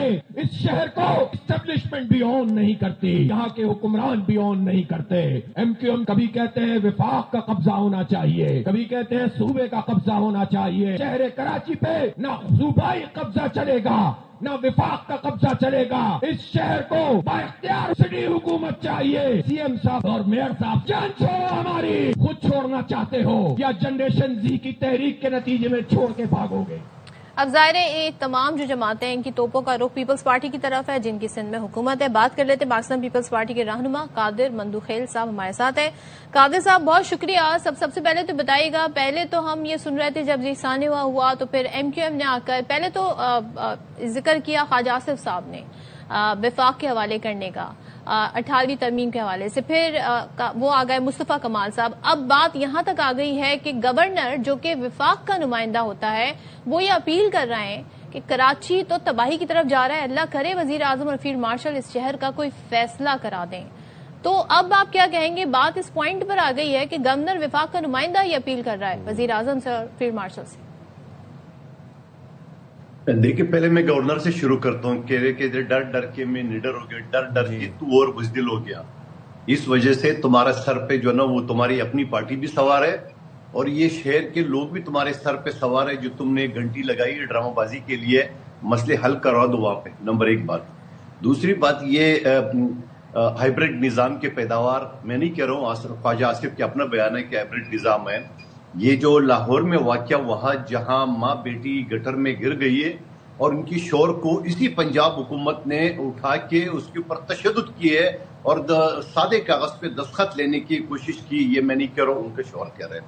اور پھر مخبر خاص کی میں کیا بات کروں جو کراچی میں آ کے 3800 ووٹ پہ بیٹھنے والا مخبر خاص پریس کانفرنس کر کے, یہ تو پرانی خواہش ہے ان کی. اور میں یہ کہوں گا کہ اس شہر میں ان سے ہضم نہیں ہو رہے پیپلز پارٹی کی قیادت کی, پیپلز پارٹی کی حکومت. تاریخ میں پہلی مرتبہ پیپلز پارٹی کا تنقید کر رہے ہیں. جی परफॉर्मेंस हमारी बिल्कुल दुरुस्त है, बेहतरीन है. हर इलाके में तरक्याती काम चल रहा है. इस साल भी 46 अरब रुपए सिर्फ केएमसी खर्च करेगी. गुल प्लाजा के कॉन्टेक्स्ट में बात कर रही हूँ कादिर मंदोखेल साहब. जी जी, गुल प्लाजा के हवाले से पहले दिन से अगर आप नासिर हुसैन शाह साहब का बयान देख ले जुडिशल कमीशन के हवाले से, और उसके बाद मुसलसल मीडिया पे मेरा बयान देख ले, मैंने हमेशा जुडिशल कमीशन की हिमायत की. उसकी वजह यह है बैसियत कानून के तालिब इल्म के वंस फॉर ऑल जो है ना डिसाइड होना चाहिए कि अगर गफलत किसी की भी हो उसको खड़ी सजा मिलनी चाहिए, जुर्माना नहीं, हथकड़ी लगाना चाहिए उनको, चाहे फायर ब्रिगेड वाला हो, चाहे पुलिस हो, चाहे हमारे ओहदेदार हो, चाहे कोई भी हो. तो मैं ये समझ रहा हूँ इसके हवाले से एमक्यूएम और दूसरी जमातें क्यों खामोश थी. वो ये कहते थे कि वफाक के तहत इंक्वायरी कमीशन बना रहा हूँ. अब जाके सिंध हुकूमत ने सिंध हाई कोर्ट के चीफ जस्टिस को भी लिख दिया है. तो मैं ये समझ रहा हूँ कि मुतालबा था जुडिशल कमीशन का, उन्होंने तो ये मुतालबा किया था. नहीं, किसने मुतालबा किया? इन्हीं जमातों ने किया था, एमक्यूएम ने और अपोजिशन जमात. नहीं, बिल्कुल सदफ गलत बात है. आप मुझे देख ले, पहले दिन से हर शो में मैं ये बात करता था कि जुडिशल कमीशन की हमने ऑफर की. वो कहते हैं नहीं इंक्वायरी, अभी 2 दिन पहले की बात है, जुडिशल कमीशन के दोबारा लेटर निकलने के बावजूद एमक्यूएम के हैदर अब्बास रिजवी साहब कह रहे नहीं वफाक के तहत जो है इंक्वायरी कमीशन बना जाए, जुडिशल कमीशन के ऐलान के बावजूद. ये कभी भी हिमायत याफ्ता नहीं है. हाँ, गवर्नर ने भी बयान उसके बाद दिया था जब हमारे सूबाई वजीर ने ये कहा कि हम ऑफर करें, आइए जुडिशल कमीशन बनाते हैं. तो मैं ये समझ रहा हूँ कि जुडिशल कमिशन तो बन के रहेगा. और साहब अगर आप डे 1 से कह रहे हैं कि जुडिशल कमीशन बनानी चाहिए, ट्रांसपेरेंट इन्वेस्टिगेशन होनी चाहिए, तो बना लें जुडिशल कमीशन. अच्छा, कादिर साहब ये भी बता दें, ये चले साथ में ये भी ऐड कर देता हूँ. चीफ जस्टिस को खत लिख चुके हैं. चीफ जस्टिस ने थोड़ा सा उसमें जो कमी बेशी हो करके हो जाएगा. जब एक मतलब पीपल्स पार्टी ने हामी भर दी है और ऐलान कर दिए बगैर किसी मुतालबे का, तो इंशाल्लाह हो के रहे. 14-15 दिन हो गए ना. वैसे मैं ये बात करूंगा, अगर आप डे 1 से कह रहे हैं तो why did it took 14-15 days. Khalid मकबूल सिद्दीकी साहब ये कहते हैं कि कराची जिनका शहर नहीं है वो यहाँ सियासत करने की कोशिश कर रहे हैं, और कराची के फायर टेंडर जो है वो दादू, सखर और लाड़काना में खड़े हैं. इस बयान पर क्या कहेंगे? उनके कराची के टेंडर्स वाकई दादू में खड़े हुए हैं. अब इस झूठ का मैं क्या जवाब दूं साहब, लेकिन मुझे जो ना वो खालिद मकबूल सिद्दीकी इन बात पे मजबूर कर रहे हैं कि हम जाके इनकी और फिर महाजर कौम के बारे में बात करें. हम कभी भी नहीं करेंगे. हम कभी भी नहीं कहेंगे ये शहर किसका. ये शहर मेरे बिलावल भुट्टो का है, ये शहर कादिर खान मंदोखेल साहिब सदफ का है, ये शहर हम सब का है. यहाँ 200 साल से ज्यादा तारीख है पश्तूनों को कराची में. खालिद मकबूल सिद्दीकी ना ले जाए उस तरफ में. हम कहते हैं इस शहर को शहर ही रहने दे, लिसानियत की बिड़ ना चढ़ा दे. ये कोशिश करेंगे कि हम मुकाबले में कहेंगे ताकि इनकी फिर वो बातें जिंदा हो जाए जो माजी में इनकी जमात करती थी. लिहाजा इनकी कोई विचारों की कोई पोजीशन नहीं है. इस वजह से ये महाजरों को उकसाने के बाद इसके ऊपर जो है ना वो कब्जा करना चाहते हैं. और ये पीएसपी और बादराबाद टोला है एमक्यूएम तो अल्ताफ हुसैन का, इनका क्या वास्ता उनसे. अच्छा, कादिर मंदोखेल साहब, वैसे दादू में भी होने चाहिए फायर टेंडर, सखर में भी होने चाहिए, लड़काना में भी होने चाहिए, सिंध पूरा हमारा है, लेकिन कराची में भी होना चाहिए. बात यहाँ पे हो रही है जहाँ पे जितनी आबादी है उसके हिसाब से सारी जो है ना सहूलियात होनी चाहिए. ये पॉइंट है. लेकिन मुझे एक चीज बताएं, अभी आपके चैलेंजेस यहाँ पे खत्म नहीं हो रहे हैं, सिर्फ बयानात नहीं है. जमाते इस्लामी ने धरना देने का ऐलान कर दिया है और 14 फरवरी को बकायदा वो कह रहे हैं जिस सिंध असेंबली के बाहर ही एहतजाज होगा. आप लोगों की क्या तैयारी, इजाजत देंगे कि नहीं देंगे, क्या आप लोगों का प्लान है? सदफ, पहली बात तो ये कि बिल्कुल आप दुरुस्त कह रही है कि कराची समेत पूरा सिंध में हर जगह ये फायर टेंडर होना चाहिए. और जो इस वक्त जो फायर ब्रिगेड की गाड़ियां हैं वो कम है, इक्विपमेंट्स कम है, ये सारी चीजें मैं पहले दिन से मानता आ रहा हूँ. और इसमें कमी है और उसमें हुकूमत को बढ़ाना चाहिए और जदीद निज़ाम बनाना चाहिए. न सिर्फ बढ़ाना चाहिए बल्कि जदीद निज़ाम के तहत उनको आरास्ता करना चाहिए. दूसरी बात, जमात इस्लामी का हाफिज नईम साहब का ऑडियो टेप आपने नजर से नहीं गुजरा है कि जहां उन्होंने कहा कि पैसे दो लोगों को, लालच दो और दो लोगों को किसी तरीके से अलाउ था कि मैं मुर्जा अवाब और मुराद अली शाह को जो है ना ये कर दूं. ये सारे धरने तो आजकल तो एआई का जमाना है कादिर साहब, के पहले उसकी फॉरेंसिक तो आप मुझे बता दो. जमात इस्लामी ने ये परसों से चल रहा है, जमात इस्लामी ने चैलेंज किया हुआ है उसको कही कि जो एआई जनरेटेड है तो आप फॉरेंसिक के लिए भेज देते हैं. नहीं, मैं थोड़ी करूंगी, तो आप करवाएंगे. इल्जाम आप लगा रहे हैं, तहकीकात तो आप नहीं. तो वो सदफ वो इनकार तो करे ना कि जाली है ना. अच्छा. अगर वो कहते हैं जाली है तो हम फॉरेंसिक करा देते हैं उसमें. और दूसरी बात है जमात इस्लामी के धरने जो है ना वो 1000-2000 لوگوں کے تو زمانے سے ہوتا آ رہا ہے، ایک مرتبہ پھر سے کیا فرق پڑتا ہے؟ اچھا قادر صاحب، having said all of that, governor Kamran Tessori صاحب کافی برہم ہیں. اچھا وہ کراچی کو وفاق کے حوالے کرنے والی بات کے اوپر کافی پرچار کر رہے ہیں اور وہ کافی اس کو انڈورس کر رہے ہیں اس بات کو. اینڈ سیکنڈلی کل انہوں نے یہ بات بھی کی کہ ڈر کے میں نڈر ہو گیا ہوں. یہ کس چیز کا ڈر تھا گورنر صاحب کو، کس چیز کا ڈر ہے؟ کیا واقعی ان کی تبدیلی کے حوالے سے کوئی بازگشت ہے؟ دیکھیے پہلی بات تو یہ کہ مسلم لیگ نون اور پیپلز پارٹی کے دو جو بڑی جماعتوں کے درمیان یہ طے ہوا تھا کہ سندھ کا وزیر اعلیٰ جیسا ہماری اکثریت ہے پیپلز پارٹی کا، گورنر اس کا ہوگا. اسی طرح بلوچستان میں جعفر مندوخیل صاحب ہے، ہماری یہ حکومت ہے اور وہ ہمارے ساتھ احتیاطی ہے ان کا. پنجاب میں ہمارے سردار صاحب ہے. تو اسی طرح جو نا خیبر پختونخوا میں ہمارے کریم کنڈی صاحب ہے. تو میں یہ سمجھ رہا ہوں کہ یہ طے ہوا تھا، لیکن اس کے باوجود نہ جانے یہ گورنر جو ڈر کے بیٹھا ہوا ہے، ڈر کے اور بزدل ہو گیا. یہ برم کیا ہوتا ہے؟ اس کی کیا پوزیشن ہے بیچاری کی جو برم ہو جائے وہاں گھنٹی بجا دے اپنے آپ کو. تو آپ لوگ ہی تو گورنر سے ریکویسٹ کر رہے ہوتے ہیں میئر صاحب کے جی پیسے لا کے دیں وفاق سے. تو جب آپ کو پیسے منگانے ہوتے ہیں تو گورنر صاحب سے ریکویسٹ کر رہے ہوتے ہیں. ابھی آپ کہہ رہے ہیں کہ وہ ڈر کے بزدل ہو. صدف ہم اسی وجہ سے کہتے ہیں کہ آپ کراچی کے ٹھیکیدار اگر بنے ہو اور آپ کہتے ہو میں سندھ کا گورنر ہوں تو سندھ کے لیے وفاق سے لڑے نا. ہمارے جو حقوق ہے، ہمارے جو پیسے وہ دے دے. ابھی دیکھو ہائیبریڈ نظام کا روئی روا خواجہ آصف جو ہے نا وہ تو شعبہ بازی کر رہے ہیں، لیکن کراچی کو ٹکا دینے کو تیار نہیں ہے.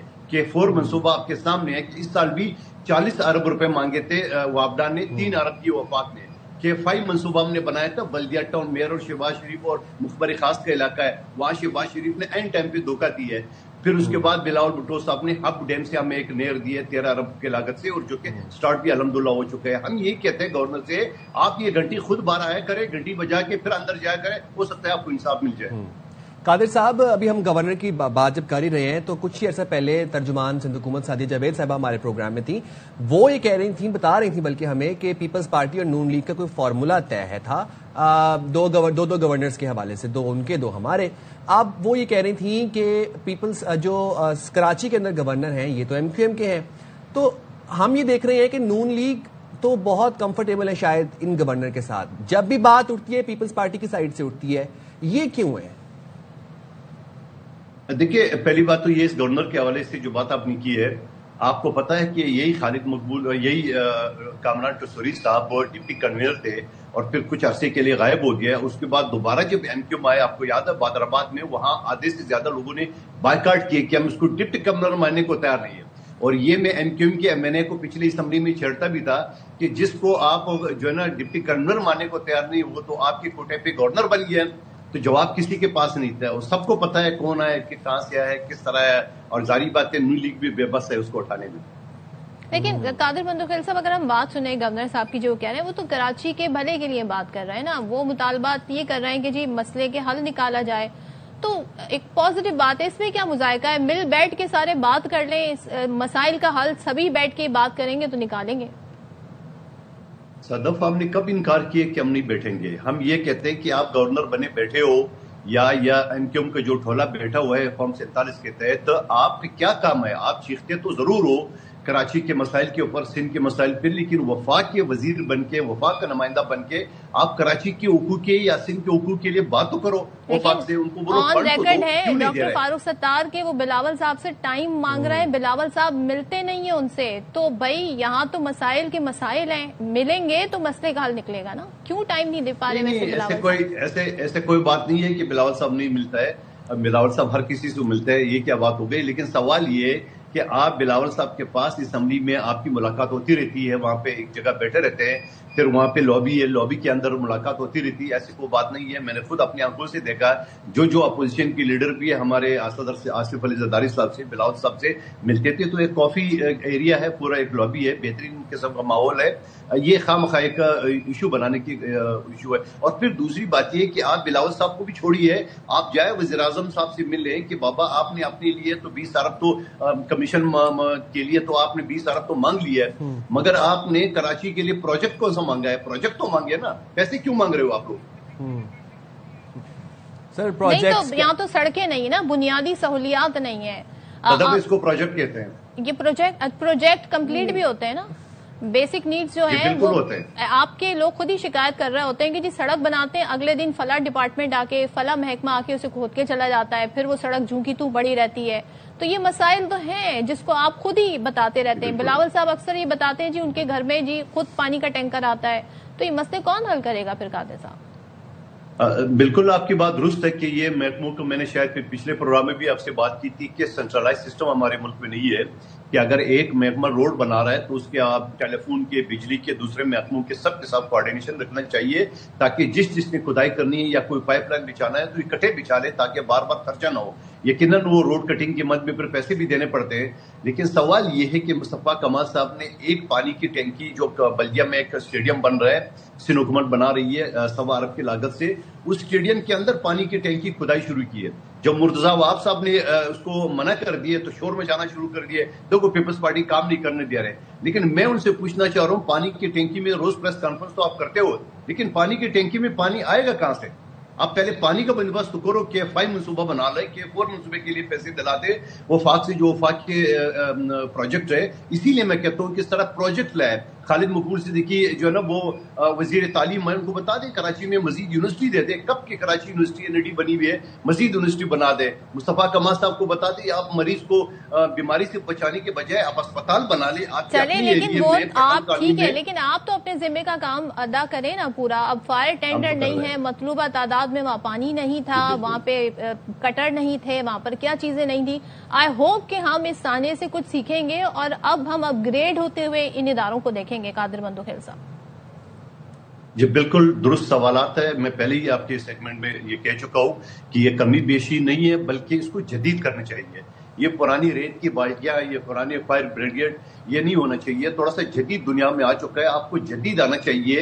اور جدید اگر سسٹم ہمارے پاس ہو, ہمارے پاس وہ آگ نہ لگنے کی جو جیکٹ ہے, جو سوٹ ہے, وہ ہونا چاہیے. فائر بریگیڈ کے پاس عملے کی تعداد زیادہ ہونا چاہیے. سینٹر جو ہے نا نیئرسٹ ہونا چاہیے. ان کے پاس پانی کا جو رسائی ہے وہ نزدیک ہونا چاہیے. یہ ساری چیزیں ہے غور طلب کرنی چاہیے. میں تو اتفاق کر رہا ہوں آپ سے. اتفاق کر رہے ہیں, ٹھیک ہے, اور کرنا بھی چاہیے. یہ ہم دیکھیں گے. تھینک یو سو مچ قادر مندوخیل صاحب. لیٹس سی کہ ساری سچویشن دیکھیں, جب آپ سیاسی بیانات آتے ہیں نا تو ایک سیاست ایک نیا رخ اختیار کر لیتی ہے. ایشوز وہیں کے وہیں رہ جاتے ہیں. جو بھی سانحے ہیں, جو بھی کمی بیشی, اس کو پورا کرنے کی کسی سانحے سے یہ لیسن سیکھنے کی ضرورت ہے کہ ہماری کیا کوتاہیاں, کیا کمیاں, کس ڈپارٹمنٹ کو اپ گریڈ کرنے کی ضرورت ہے, کن ایکوپمنٹس کی ضرورت ہے, اس پر کام ہونا چاہیے. لیسن صدف تب سیکھتا ہے انسان جب انسان اپنی غلطی کو اون کرے. مجھے ابھی تک کوئی 20-22 جتنے بھی دن ہو گئے سانحہ گل پلازا کو, 14-15-17 ڈیز, مجھے کوئی ایک شخص نظر نہیں آیا, کوئی ایک حکمران نظر نہیں آیا کسی جماعت کا بھی جو آ کے اون تو کرے ایٹ لیسٹ. پنجاب میں واقعہ ہوا, بھاٹی گیٹ کے قریب نالے میں خاتون اور بچی گر کے شہید ہوئے. اگلے دن دیکھا ہم نے ودن 24 آورز وزیر اعلیٰ پنجاب آن کیمرہ تھیں, پوری قوم کے سامنے معذرت کر رہی تھیں, اپنی غلطی ایکسیپٹ کر رہی تھیں. غفلت کے مرتکب افسران کو انہوں نے معطل کیا, DC فارغ کیا, اون کیا اپنی غلطی. لیکن آپ مجھے بتائیں, وہ جو پولیس نے سلوک کیا اس شخص کے ساتھ, انفیئر تھا, انجسٹیفائڈ تھا. پولیس کا ڈپارٹمنٹ بھی وہاں پر ٹھیک ہونا ضروری ہے. اور ظاہر ہے یہ بات جب خاتون کی جب لاش ہی مل گئی تو پھر یہ تو اوپن ہو گئی بات, ورنہ تو شروع میں تو اسے فیک نیوز ہی قرار دیا جا رہا. تو بہت ساری جو چیزیں ہیں اس پر نظر ثانی کرنے کی ضرورت ہے. ہم تنگ آ چکے ہیں آپ کی اس بلیم گیم سے. اس نے کیا, وہ کیوں نہیں پہنچا, وہ کب آئے گا, وہ کتنے گھنٹے بعد پہنچا. کوئی تو ایٹ لیسٹ اون کرے اس شہر کو. اس شہر کے جو شہری ہیں ان کو تو کوئی اون کرے. کیا ہماری جانیں اتنی سستی ہیں کہ ٹینکرز کے نیچے آنے ہم نے, ہمارے بچوں نے, یا پھر مین ہولز میں گرنا ہے, یا پھر ہم نے کہیں پہ کسی بلڈنگ میں جل جانا ہے؟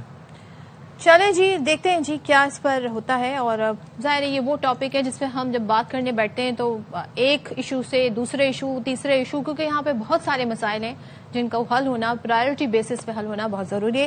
چلے جی موونگ فارورڈ. اور اس وقت آپ کو پتا ہے کہ یہ جو منتھ شروع ہوا ہے, یعنی کہ فیب کا جو مہینہ ہے, بہت ساری ہیپننگ ہونی ہے, سائملٹینیسلی بہت کچھ ہو رہا ہوگا. سب سے پہلے تو جی بسنت کا آغاز ہونے جا رہا ہے, اس کے بعد ورلڈ کپ آ جائے گا, پھر جناب رمضان بھی آ جائیں گے. لیکن سب پہلے ہم ذرا بسنت کی بات کر لیتے ہیں, کیونکہ لاہور میں بسنت کے حوالے سے بڑی تیاریاں زور و شور سے جاری ہیں. اور میں تو یہ سن کے میرا سر چکرا گیا تھا کہ بھائی جو چھت ہیں ان کی بکنگ ہو گئی ہے, پتہ نہیں کتنے لاکھوں میں بکنگ ہو گئی ہیں. بھائی جان 4-4.5 مرلے کی جو چھت ہے نا رنگ محل مین کے اندر, وہ مل رہی ہے 4.5-5-6 لاکھ تک. آپ سوچیں सेकेंडली 1 फरवरी कल जब सेल परचेज आपको पता है 1 फरवरी से अलाउ होनी थी, मोची गेट में तिल धरने की जगह नहीं थी, जमे गफीर था आवाम का, इतना रश था दुकानों के ऊपर, क्योंकि आपको ये पता है कि सिर्फ ऑथराइज्ड वेंडर्स जो हैं सिर्फ वो ही सेल कर सकते हैं पतंगों की और डोर की। जनाब शहरी ये बता रहे थे कि जो अच्छा मैं वैसे पिछले 1-2 हफ्ते यहाँ पे कलर्स दिख रहे हैं, यहाँ पे मुझे वन कलर नहीं दिख रहा है ना, मल्टी कलर्स है, बट आप इन कलर्स में आप ये देखिए आपको किसी कोई सियासी पार्टी का रंग आपको नजर नहीं आएगा। यहाँ पर पिंक ब्लू व्हाइट टाइप इस तरह कुछ चलेगा, वो ग्रीन रेड ब्लैक की तरफ कोई नहीं जा रहा। वन मोर थिंग कि मैं पिछले पूरे 1 हफ्ते से सिंस मैं तो बसंत नहीं एक्सपीरियंस की अपने पूरी लाइफ के अंदर, तो मैं अपनी बसंत नॉलेज के अंदर इजाफा कर रहा हूँ। अब मुझे ये पता चला कि जो 1.5 पीस का पिन्ना है वो 5,500 का है, जो 2 पीस का है वो 12,000 का मिल रहा है, और जो एक तावा जो है वो 300 का है, 1.5 तावा जो है वो 600 का मिल रहा है। मुझे तो कोई टर्म समझ ही नहीं आ रही। अब मैंने बड़ी इन्फॉर्मेशन हासिल की है, बड़ी रिसर्च की है बसंत के ऊपर, बट आई एम सैड कि बसंत पे मैं लाहौर में नहीं हूँ। मैं देख देख के खुश हो जाऊंगा आप लोगों को, मेरी इससे भी गुड्डी उड़ा ले। ठीक है, ये फेस्टिविटी है, फेस्टिवल का माहौल है, लेकिन आप लोगों ने एहतियात करनी है, तमाम SOPs को फॉलो करना है, और महफूज बसंत को यकीन बनाने के लिए लाहौर की 10 तहसीलों में असिस्टेंट कमिश्नर की सरबराही में क्विक रिस्पॉन्स टीमें बनाई गई हैं, तो ये आपने जरूर ख्याल अच्छा जनाब, अभी आपको जरा इस पे बात भी करेंगे। बसंत को महफूज बनाने पे बहुत ज्यादा फोकस भी है हुकूमत का, और हम देख रहे हैं क्विक रिस्पांस टीमें बनाई गई हैं। हर टीम में 13 मुख्तलिफ महकमों के नुमाइंदे होंगे। अच्छा, ये नुमाइंदे क्या करेंगे? ये जो खास तौर पर जो इमारतें हैं, और ज़ाहिर है पतंग उड़ानी है तो सब छत पर होंगे, तो छतों का सर्वे करेंगे और फिर नोटिस आवेजा करेंगे, और रिहायशियों से बयान हल्फी भी लिया जाएगा, यानी कि ये देखेंगे जी कि तमाम तर कंडीशन सेफ हैं फॉर दिस फेस्टिवल। इमारतों की खस्ताहाली के हवाले से भी पिछले दिन हम देखा काफी गुफ्तगू की गई। बिल्कुल जनाब, तो ये तो SOPs पर अमल दरामद करवाया जा ही रहा है, लेकिन साथ साथ लाहौर को देखें सजाया कैसे हुआ बसंत के लिए। लिबर्टी चौक पे सबसे बड़ा गुड्डा आवेजा है, ये देख रहे हैं आप, रेड वाली काइट, ये लिबर्टी चौक है, और पूरी लाहौर को बसंत की फेस्टिविटीज में, बसंत के कलर्स में रंग दिया गया है, बरकी कमकमे हैं। ये देखें तो सही, मतलब ऐसे लग रहा है जैसे कोई मतलब ना कोई ईद टाइप किसी फेस्टिवल का की आमद है। रात के मंजर है तो जाहिर है आपको लाइट्स, रोशनी और दूसरी कहते हैं ना बड़ी यहाँ पर रोशनी और रंगीनी नजर आ रही है, तो बड़ा खूबसूरती से लाहौर को सजाया गया है, और इससे मालूम होता है कि कितना ज्यादा लोग इस वक्त फेस्टिवल के मूड में आ गए हैं, फेस्टिविटी का एक पूरा माहौल बना हुआ है। तो चले जी, हम जरा हमारे नुमाइंदगान हमारे साथ मौजूद होंगे, उनकी तरफ भी चलते हैं, उनकी भी तैयारियां पूछते हैं, उनके क्या प्लान्स हैं, या सारा दिन वो भी रिपोर्टिंग ही करते रहेंगे। पतंग उड़ाने का कितने पुराना तजर्बा है ये भी पूछ लेंगे, क्योंकि 25 साल बाद सोचें अब ये फेस्टिवल होने जा रहा है। तो अलमास हमारे साथ मौजूद हैं। अलमास, अस्सलाम वालेकुम, गुड मॉर्निंग टू यू। क्या सीन्स चल रहे हैं लाहौर में? जिंदा दिलाने लाहौर, मुझे बताएं कि 1 फरवरी को सेल परचेज अलाउ हो गई है, कितना रश है मार्केटों में, मोची गेट या कंडीशन है? साइम, जिंदा दिलाने लाहौर तो पिछले 20 साल से इंतजार कर रहे थे कि लाहौर में बसंत की इजाज़त दी जाए, तो बिल आखिर इस गवर्नमेंट ने, मरियम नवाज ने इसकी इजाज़त दी। लेकिन इसकी इजाज़त जब दी है तो वो यहाँ पे जो लोग हम कल से हम यहाँ पे रिपोर्टिंग कर रहे हैं, ये है अंदरून मोची गेट। साइम, आपने यहाँ पे यकीनन ये घूमा होगा, लाहौर से आप गए हैं। अंदरून मोची गेट सिर्फ ये एक जगह है जहाँ पे गुड्डियाँ, पतंगे, डोरे, यहाँ पे पिन्ने फरोख्त हो रहे हैं, और ये कल पहले दिन इजाज़त मिली है और आज दूसरा रोज़ है। पहले दिन ही खरीदारों की चीखें निकल गई, खरीदारों की चीखें इसलिए निकल गई कि एक, अभी आप तावों की बात कर रहे थे कि एक तावे का 400-500 रेट है, 1.5 तावे का 600 रेट है, ये आप कल की बात कर रहे थे साइम। अच्छा, आज का रेट इससे भी ज्यादा ऊपर हो चुका हुआ है। जो एक पिन्ना, जो एक पीस का पिन्ना है, उसे हम अपने बचपन में 1 गोट या 2 गोट या 3 गोट कहा करते थे। 1 गोट वाला जो पिन्ना है वो 5,000 रुपए से शुरू होता है। जो 2 या 3-4 गोट का पिन्ना है वो 12,000 से 18,000 रुपए तक उसकी कीमत है। अभी कुछ देर पहले यहाँ पे एक साहब आए थे जो सियालकोट से हमें मिले, सियालकोट से आए हैं यहाँ पे लाहौर में बसंत मनाने, और जिनके घर वो ठहरे हुए थे वो जाहिर है वो उनके। वैसे अलमास, आपके पीछे रश देखकर हमें कहीं भी नहीं लग रहा कि लाहौरी जो है वो कीमतों से परेशान है। हमें तो ये पीछे जितना आपके, अगर आपका कैमरामैन दिखा भी सके कि इस वक्त मोची गेट में कितना रश है, और चाहे 1.5 पीस का पिन्ना 5,000 का है या 2 पीस का जो है वो 12,000 का, लेकिन लोग तो खरीदार तो बहुत है मोची गेट में। लेकिन एक चीज अलमास में कहना चाहूंगी कि देखें, ये तो त्योहार ऐसा है ना, और पतंग तो 25 साल पहले तो इंतहाई सस्ती होगी, اب تو لوگوں کے لیے شوق ہوگا کہ بھائی یہ سب کچھ اتنا مہنگا ہو گیا ہے، اور ظاہر ہے اس میں جب سب شریک ہوں گے تو ہی یہ ایک فیسٹیول بنے گا، ایک پورا کہتے ہیں نا لاہور والے سارے شریک ہوں گے. تو لوگ ویسے کچھ گلا شکوہ کر رہے ہیں کہ کیوں، اور اس کو پرائز کنٹرول کرنے کے لیے کچھ میکینزم ہے؟ مریم یہاں پہ جو مریم نواز نے اپنی ایڈمنسٹریشن کو بولا تھا کہ آپ ان جو کائٹ میکرز ہیں اور ڈور میکرز ہیں ان کے ساتھ بات طے کر کے تو یہ اوپن مارکیٹ میں یہ 1 تاریخ سے یہ کام شروع ہوگا، لیکن اس پہ عمل درآمد بالکل نہیں ہو رہا. میں اپنے کیمرہ مین سے کہوں گا کہ یہ سامنے ایک گڈا ہے وہ نظر آ رہا ہے. سائم آپ تو بچپن میں گڈیاں اڑاتے رہے ہیں، یہ دیکھیں چیک کریں یہ گڈا کتنے کا ہے. وہ جس پہ یہ چھوٹا سا گڈا ہے وہ 600 روپے کا ہے گڈا. بندہ پریشان ہو جاتا ہے کہ 600 روپے کا یہ گڈا، اور جس ڈور کے ساتھ وہ اڑائے گا اس گڈے کو وہ ڈور 12 سے 18,000 روپے کا وہ پنا ہے. تو آپ صدف آپ خود ہی اندازہ کر سکتی ہیں کہ یہاں پہ لاہور میں جس جگہ میں کھڑا ہوں میں آپ کو بتا دوں، یہ میرے سامنے رنگ محل پولیس اسٹیشن ہے اور بالکل اس کے سامنے دوسرے کنارے سڑک کے موچی دروازے کا پولیس اسٹیشن ہے. اچھا الماس، ایک اور بڑی امیزنگ چیز میں نوٹس کی ہے، آپ کے عقب میں جتنی بھی بائکس گزر رہی ہیں ان کے اوپر سب بائکس پہ اگر ہم نوٹس کریں تو راڈز لگے ہوئے ہیں. ایس او پیز پہ کتنی سختی سے عمل درآمد کروایا جا رہا ہے. اینڈ سیکنڈلی یہ جو کچھ نام والی جو پتنگیں ہیں، تصویروں والی پتنگیں، نمبرز والی پتنگیں ہیں، ان کی ایس او پیز پہ عمل درآمد ہو رہا ہے. ایس او پیز پر عمل درآمد تو جو یہ موٹر سائیکل سوار ہیں لاہور کے جو سی ٹی او ہیں وہ خود سڑکوں پر جا کر انہیں راڈ لگا کر دے رہے ہیں، اور پولیس نے بڑا اچھا کام کیا ہے. تمام موٹر سائیکل سواروں کو یہ راڈ لگا کے دینے کی کوشش کر رہے ہیں. سائم میں آپ کو بتاؤں کہ یہاں پہ لاہور میں جو صرف موٹر سائیکلیں ہیں ایکسائز اینڈ ٹیکسیشن صرف لاہور شہر میں 56 لاکھ یہاں پہ موٹر سائیکلیں رجسٹرڈ ہیں، اور اس کے علاوہ جو دوسری ہیں یہ سب کو کور کرنا راڈ کے ذریعے کور کرنا خاصا مشکل کام ہے. لیکن اس کے بعد پولیس نے اور سی ٹی او نے اور ڈسٹرکٹ ایڈمنسٹریشن نے ان کے ساتھ پرائیویٹ پارٹی کے ساتھ بہت ساری جو پارٹیز ہیں ان کے ساتھ رابطہ کیا کہ آپ یہ گورنمنٹ کو یہ چیزیں پرووائڈ کریں. بہرحال وہ ابھی تک یہ کام چل رہا ہے، 6، 7، 8 تاریخ تک یہ کام چلتا رہے گا، اس کے بعد یہ دیکھتے ہیں کہ کتنا عمل ہوتا ہے اس پہ. ٹھیک ہے، let's see. Almas thank you so much. اور کافی زیادہ شور بھی ہے جہاں پر الماس کھڑے ہوئے ہیں، اور میں دیکھتی ہوں وہ کاٹا کا جو ہے نا وہ آوازیں مجھے سنائی دے رہی تھی. تو بڑا ایکٹیویٹی کا ماحول ہے. اسی کے حوالے سے بات کر لیتے ہیں. ہمارے ساتھ اس وقت موجود ہیں patron in chief all Pakistan kite flying association advocate Muhammad Aqeel Malik. Thank you so much Aqeel صاحب جوائن کرنے کے لیے. سب سے پہلے تو یہ بتائیے گا، ظاہر ہے 25 سال کے بعد یہ ایونٹ ہو رہا ہے، اور یہ الگ بات ہے کہ کچھ لوگ شوقیہ پتنگ اڑاتے ہوں، لیکن اگر کوئی پورے شہر میں اگر فیسٹیول ہو رہا ہو تو ظاہر ہے ایک ساتھ مانگ بڑھ جاتی ہے پتنگوں کی اور اس سے ریلیٹڈ جو بھی لوازمات ہیں.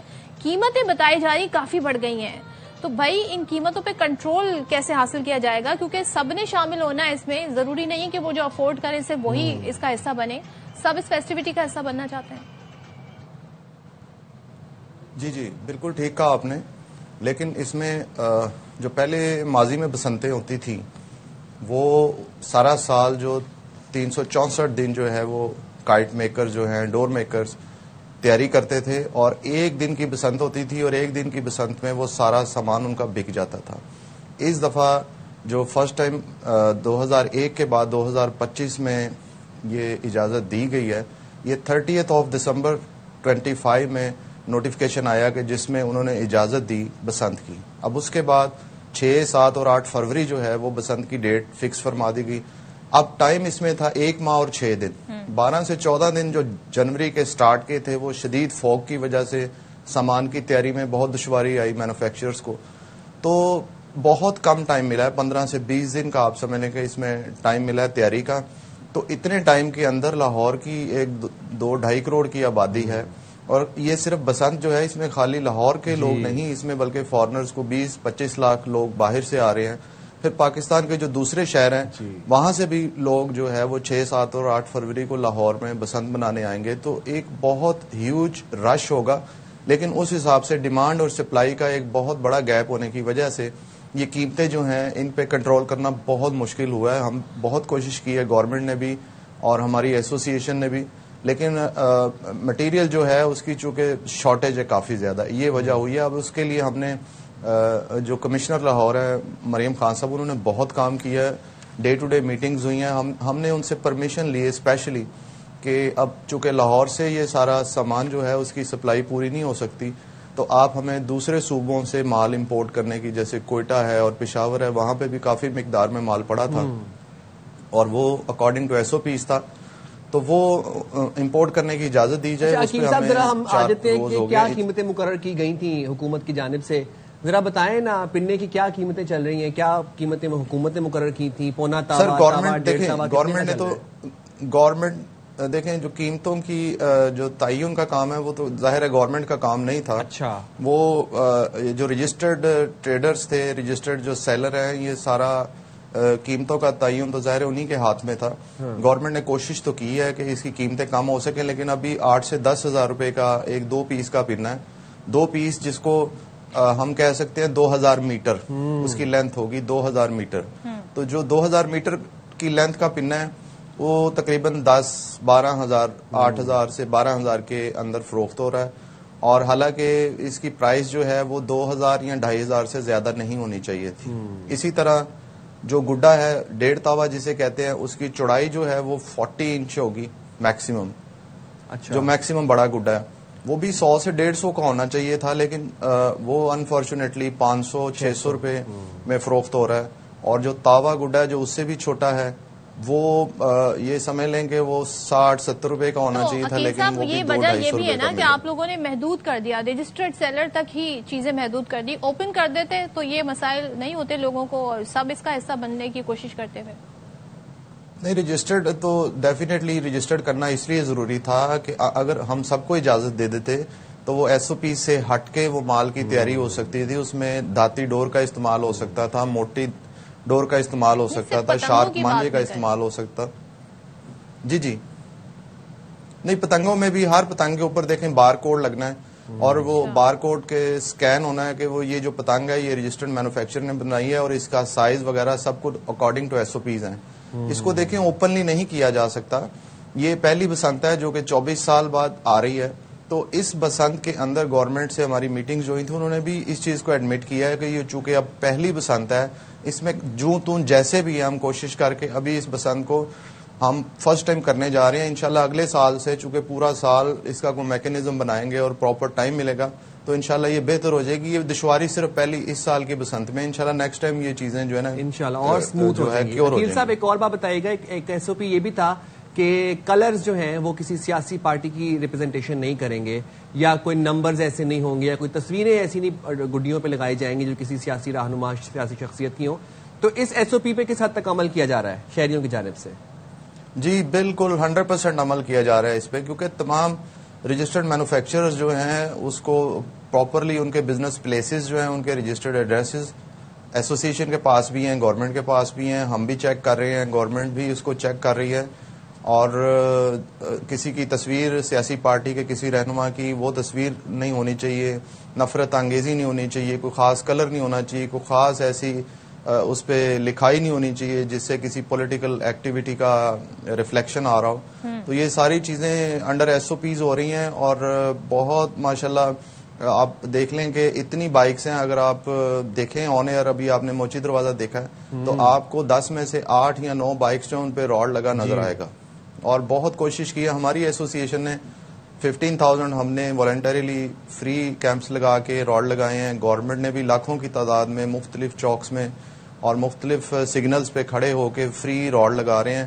اور یہ بہت اس دفعہ لاہور جو ہے اسے بہت وارملی ویلکم کر رہا ہے اس اپنے فیسٹیول کو جو 24 سال سے کھو چکا تھا. Let's hope for the best. Thank you so much Aqeel صاحب, بہت شکریہ. اب دیکھتے ہیں جی کہ اب گورنمنٹ نے یہ فیصلہ کیا ہے کہ 3 دن بسنت منائی جائے گی, تو اس کے لیے تیاریاں کہتے ہیں ہمیں اتنا ٹائم نہیں ملا. نیکسٹ ایئر جب یہ ہوگا تو بھرپور تیاری ہوگی, مزید تیاری انشاءاللہ. جائیں گے چھوٹی سی بریک پہ اور حاضر ہوں گے بریک کے بعد.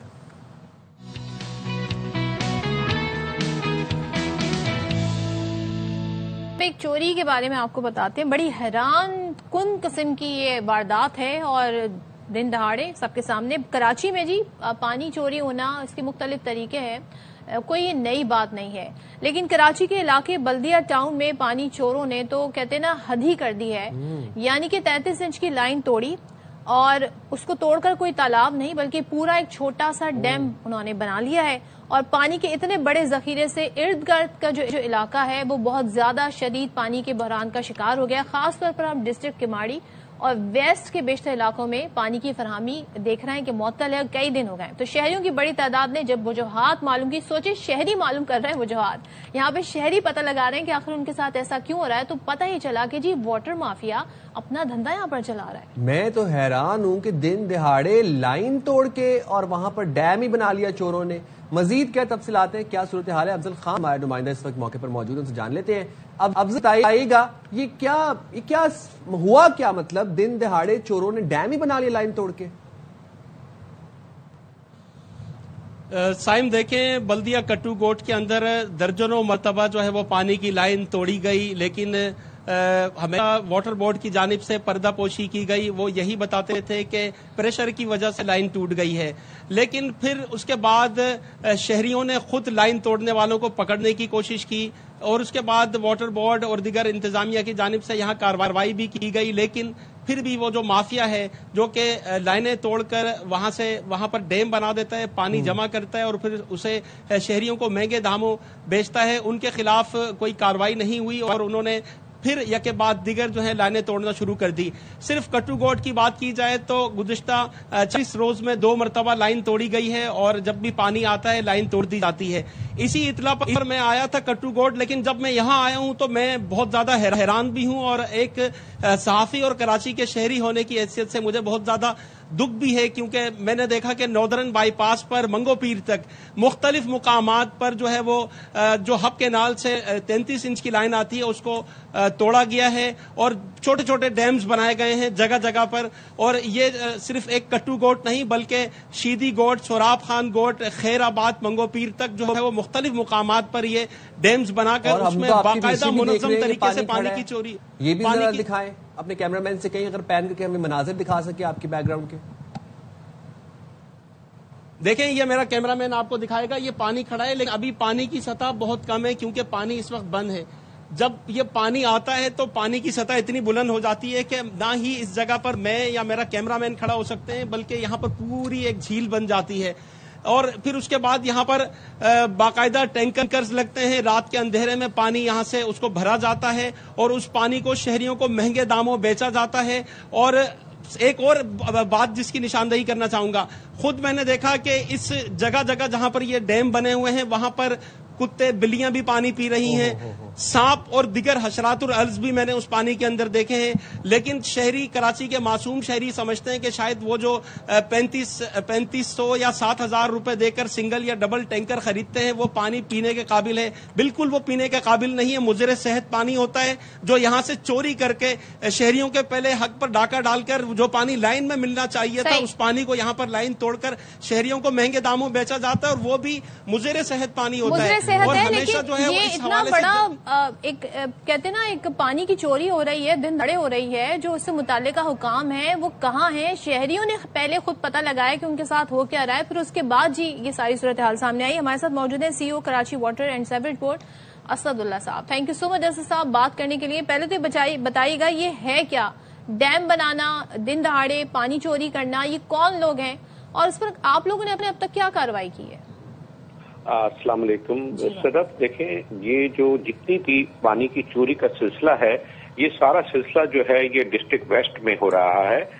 میرے جو اینکر افضل خان صاحب اس وقت ہیں ان کے کل بھی میرے پاس میسیجز آئے تھے، تو میں نے اپنے جو متعلقہ اسٹاف ہے ان کو یہ احکامات دیے تھے کہ اس کو جلدی اٹینڈ کیا جائے. جہاں تک اس لائن کا تعلق ہے جس سے جو اس وقت ڈسکشن ہے، انڈر ڈسکشن، یہ 33 انچ کی لائن ہے، 60 گھنٹے یہ پانی دیتی ہے بلدیہ کو، اور یہ جو ہمارا ہب ڈیم ہے اس سے یہ پانی ملتا ہے.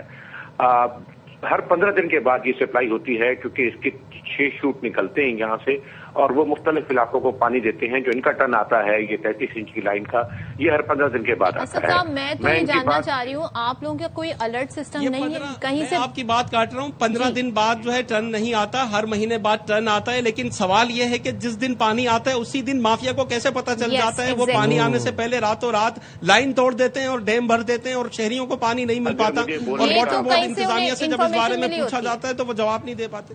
جی اسد صاحب کیا کہیے گا؟ देखिए जी, लास्ट 15 दिन पहले जो है ये लाइन तोड़ी गई थी यहाँ पे माफिया बिल्कुल काम करता है। लॉ एनफोर्समेंट एजेंसीज और पुलिस की मदद से हमने लास्ट टाइम भी जो है ये रात के अंधेरे में ये लाइन तोड़ी गई थी। इस लाइन को हमने बाद में जोड़ा था, लेकिन क्योंकि वो लाइन का प्रेशर इतना था कि लास्ट नाइट जो है इसमें से जो है वो जो हमने रिपेयर की थी वो रिपेयर हमारी डिस्टर्ब हो गई थी। रात को ही काम शुरू हो गया था।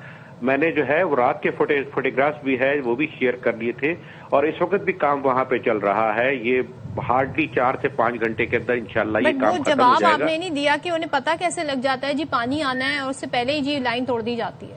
देखिए, ये माफिया जो है ये मुझसे और आपसे सदफ ज्यादा इंफॉर्मेशन रखता है कि ये तो देखिए कोई रॉकेट साइंस तो है नहीं, ये कोई एक सीक्रेट भी नहीं है। सबको पता है कि हर 15 दिन के बाद 60 घंटे इसमें पानी आएगा, और वो 15 दिन कब पूरे होंगे वो इन माफियाज को पता होता है। इनके खिलाफ हमने FIRs भी काटी हैं, इनकी जो है गिरफ्तारियां भी हुई हैं। पाकिस्तान रेंजर्स ने यहाँ पे कई दफा कार्रवाई की है, पुलिस हमारे साथ कार्रवाई करती है। अब क्योंकि हमारा ट्रिब्यूनल बन गया है, ये एक अच्छी बात हो गई है जो गवर्नमेंट ने किया है कि हमारा अपना ट्रिब्यूनल और अपना पुलिस स्टेशन हमें। चलिए असद साहब, ये तो हो गई चोरी की बात। अब जरा बदइंतजामी की बात कर लेते हैं। एक और चीज की तरफ आपकी तवज्जो दिलाना चाहूंगा। मैं वेस्ट और सेंट्रल की बात कर लेता हूँ। नॉर्थ नाजमाबाद L ब्लॉक है, H ब्लॉक है, K ब्लॉक है, फिर जो कलंदरिया से रोड जा रही है सखी हसन की तरफ, इन सड़कों पे इन ब्लॉक्स में वाटर बोर्ड का कीमती पानी, साफ पानी जो है वो खड़ा हुआ है और वो जाया हो रहा है। सर, कितनी बड़ी गफलत है, ये लीकेज क्यों नहीं बंद की जा रही इन ब्लॉक्स में? मैं बिल्कुल जी इसका रिप्लाई जो देखिए, जो लीकेजेस जो हैं वो विजिबल होती हैं, उनको बिल्कुल अटेंड किया जाता है। लेकिन अगर कुछ ऐसी होती हैं जो इंक्रोचमेंट के अंदर आ जाती हैं, नारसाबाद में कलंदरिया के पास मेरी एक जो लाइन है वाटर बोर्ड की, वो घरों के ये तो होने से रहा कि हमने बाद में लाइन डाली हो और घर बाद में बने हों। पहले हम होंगे, हमारी लाइनें जो हैं वो लोगों ने इंक्रोच कर ली हैं। अब वो इंक्रोचमेंट के ऊपर जो है वाटर बोर्ड या वाटर कॉर्पोरेशन की अथॉरिटी नहीं है उसको खत्म करने की। अच्छा। तो इंक्रोचमेंट जो है वो हमारी लाइन के ऊपर, अगर आप वहां पे रहते हैं तो आपके इल्म में जरूर ये बात होगी। अच्छा, आप कह रहे हैं इसकी अथॉरिटी नहीं है। असद साहब, आपका पॉइंट आ गया। मुझे अफजल बताइएगा, 2-3 पॉइंट है। एक तो ये मुझे बड़ी बेबसी दिखाई दे रही है वाटर बोर्ड की। वो ये कह रहे हैं जी कि ये बड़ा स्ट्रांग माफिया है और हमने तो इसके हवाले से ट्रिब्यूनल और अपना पुलिस स्टेशन भी बना लिया। मुझे बताया अब तक कार्रवाई क्या हुई, कौन लोग हैं ये और क्यों नहीं इन पर रोक टोक लगाई जा सकती है? देखिए, वाटर बोर्ड हुकाम से जो हमारी बात हुई, उन्होंने ऑफ द रिकॉर्ड बताया कि उन्होंने मुतादिद लोगों के खिलाफ FIRs भी दर्ज करवाई हैं और बाकायदा नाम भी उससे पहले हम रिपोर्ट बना चुके हैं, उसमें चला चुके हैं कि मुश्ताक उर्फ काला और उसके अलावा वाजिद, मुहिबुल्ला और नसीर रिंद नामी अफराद हैं जिन पर जो है वो बार बार जो है पानी चोरी का इल्जाम भी लगता है और उनके खिलाफ FIR भी होती है। लेकिन सिर्फ FIR होना मसले का हल नहीं है, इसकी बाकायदा कड़ी निगरानी होनी चाहिए। जगह जगह पर बल्दिया टाउन में जब पानी आता है तो सड़कों के ऊपर पानी बह रहा होता है, ये लीकेज ही होती है, जिसको देखकर फिर वो जो टैंकर माफिया है वो उस जगह पर जो है वो एक पॉइंट बना लेते हैं, फिर वहां से वो टैंकर भरते हैं। तो जो कार्रवाई है वाटर बोर्ड की जानिब से वो कोई मौसर कार्रवाई होते हुए नजर नहीं आ रही। अगर ऐसा होता तो किस तरह से किसी के अंदर हिम्मत हो सकती है कि वो एक ही माह में 2 मरतबा एक ही मुकाम पर लाइन को तोड़कर डैम बना दे। वजह यही है कि चूंकि वाटर बोर्ड का अमला जो है वो मुबैना तौर पर इन वाटर माफिया के साथ मिला हुआ है। अच्छा, यही पॉइंट है, इसका जवाब ले लेते हैं। असद साहब हमारे साथ मौजूद हैं। अफजल, असद साहब, बड़ी बेबसी की तस्वीर नजर आ रही है वाटर बोर्ड की, और ये जानना चाहूंगा आपसे कि अगर वाटर बोर्ड की साफ मीठे पानी की लाइन कोई इंक्रोच करता है तो उस पर क्या कार्रवाई होनी चाहिए और कार्रवाई अभी तक हुई क्यों नहीं? मैं अफजल साहब की बात का ये छोटा सा जवाब दे सकूं तो मुझे इजाजत दीजिएगा कि वाटर बोर्ड का जहां तक अमला है, मैं किसी की सपोर्ट नहीं करूंगा।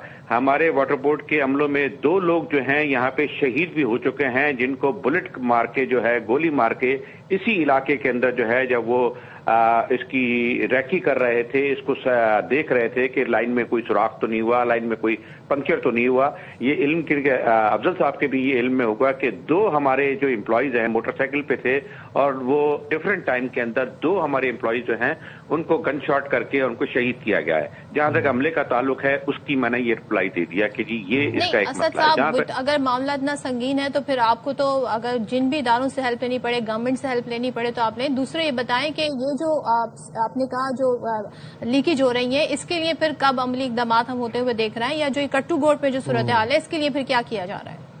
देखिए, मैंने जैसे आपसे अर्ज किया कि ये मेरे पॉइंट ऑफ व्यू से ये लास्ट इनका अटेम्प्ट होगा जो भी इन्होंने किया, और वर्क इन प्रोग्रेस है। आप खुद भी देख रही हैं इस वक्त अपने स्क्रीन पे आपके चल रहा है कि इस वक्त जो है वो वर्क इन प्रोग्रेस है और ये शाम तक हो जाएगा। अब क्योंकि हमारा अपना थाना बन चुका है, इनको सजाएं जो है ना वो अब कड़ी दी जाएंगी, और इंशाल्लाह जो है मुझे उम्मीद है कि ये अब सेकंड टाइम जो है ना ये नहीं कर सकेंगे। पहले ये होता था कि जब इनकी FIR होती थी वो C क्लास हो जाती थी, इनकी जो है वो जमानतें हो जाती थी। चलिए, कट्टू गोट वाला मामला तो आपने यकीन दहानी करवा दिया असद साहब। ये north Nazimabad L block, K block, H block में जहां साफ पानी खड़ा है, कलंदरिया वाली सड़क पे भी, इस पे भी कोई जरा नजरसानी करें। मैं जरूर जी, मैं इसको अगर मेरी निगाह से नहीं गुजरा है, लेकिन मैं आपकी कन्वर्सेशन के बाद मैं दोबारा जो है ये जो आपने जो जगहें मुझे पॉइंट आउट की हैं उसके ऊपर सख्ती से कहता हूं कि क्योंकि सर्दियों में पानी की जो है ना वो खपत जो है वो कम हो जाती है और लाइनें जो हैं बहुत ज्यादा प्रेशराइज होती हैं। इसका ये मतलब थोड़ी कि सड़कों में साफ पानी बहना शुरू हो जाए। चलें जी, देखते हैं। होना चाहिए जी बिल्कुल, ये पानी का ज़िया जो नहीं होना चाहिए। Thank you so much Asadullah साहब, और हमारे नुमाइंदे अफजल खान थे। आप दोनों का बहुत शुक्रिया। हमारी क्लोजिंग मसाइल चेक करें किस हद तक है और किस लेवल पीने के लिए साफ पानी नहीं, सड़कों पर साफ पानी जो है वो बह रहा है खुले। हमें इजाजत जनाब, अपना बहुत ख्याल रखिएगा। अल्लाह हाफिज। पाकिस्तान जिंदाबाद।